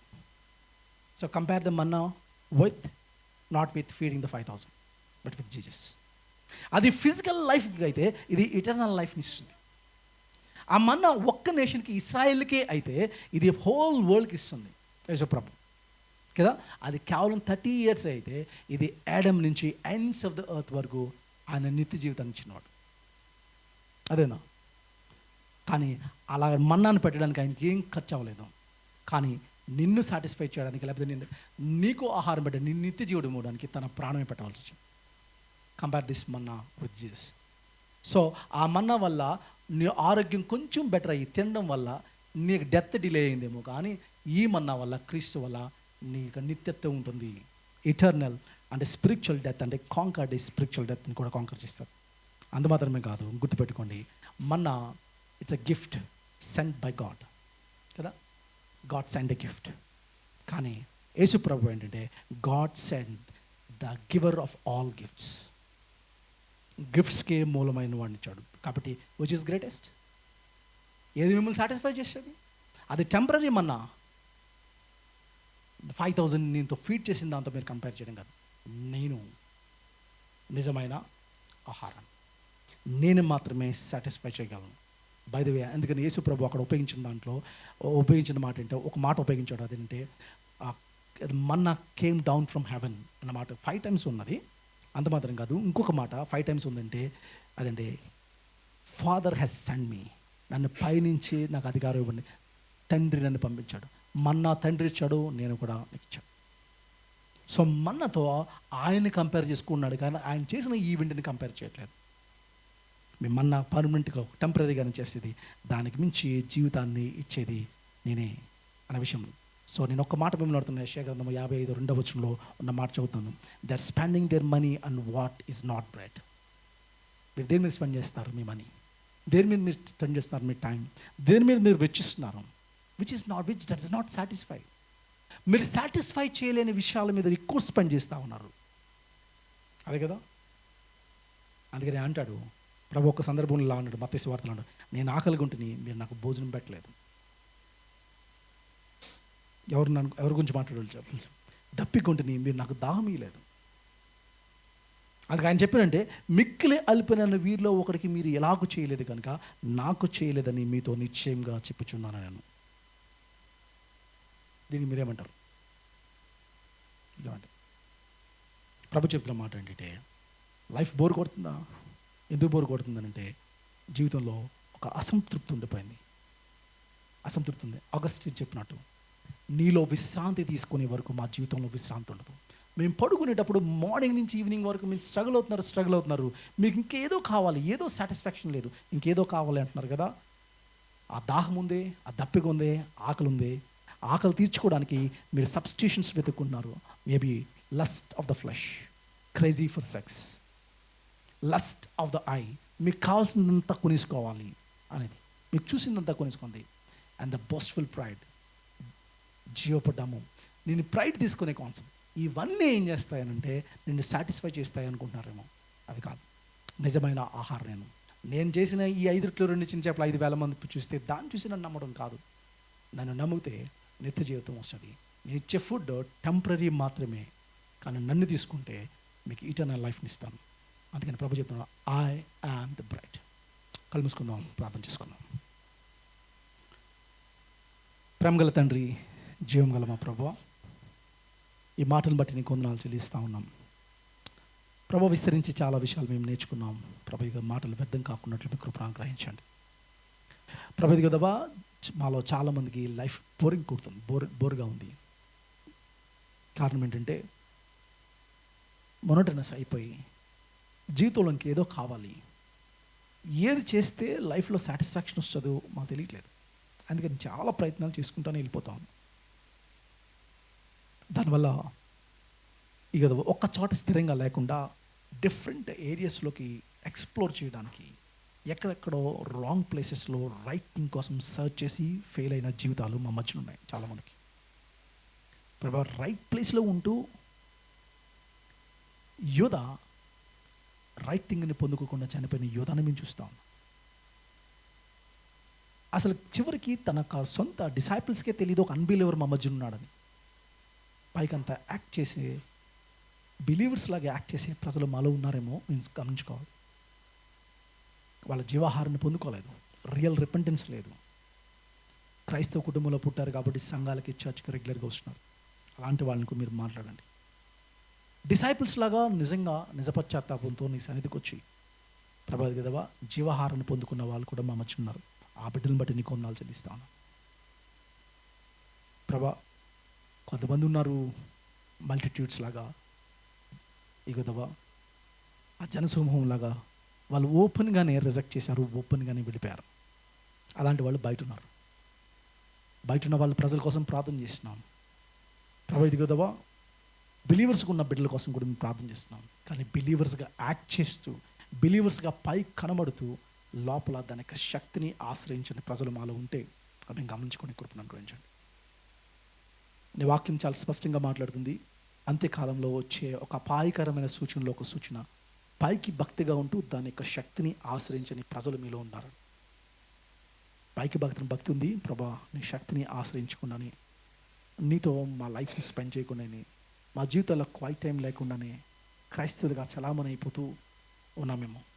నీ వాక్యం మీద అవగాహన లేకుండానే, నీ వాక్య సత్యాలని ప్రభా మేము అవలంబించుకోకుండానే, క్రీస్తును మా హృదయాల్లో ప్రభువుగా ప్రతిష్ఠించుకోకుండానే, మా ఫ్యామిలీస్లో ఫ్యామిలీ ప్రేయర్ లేకుండానే ఇది కదవా క్రైస్తవులుగా చెప్పుకున్నామేమో.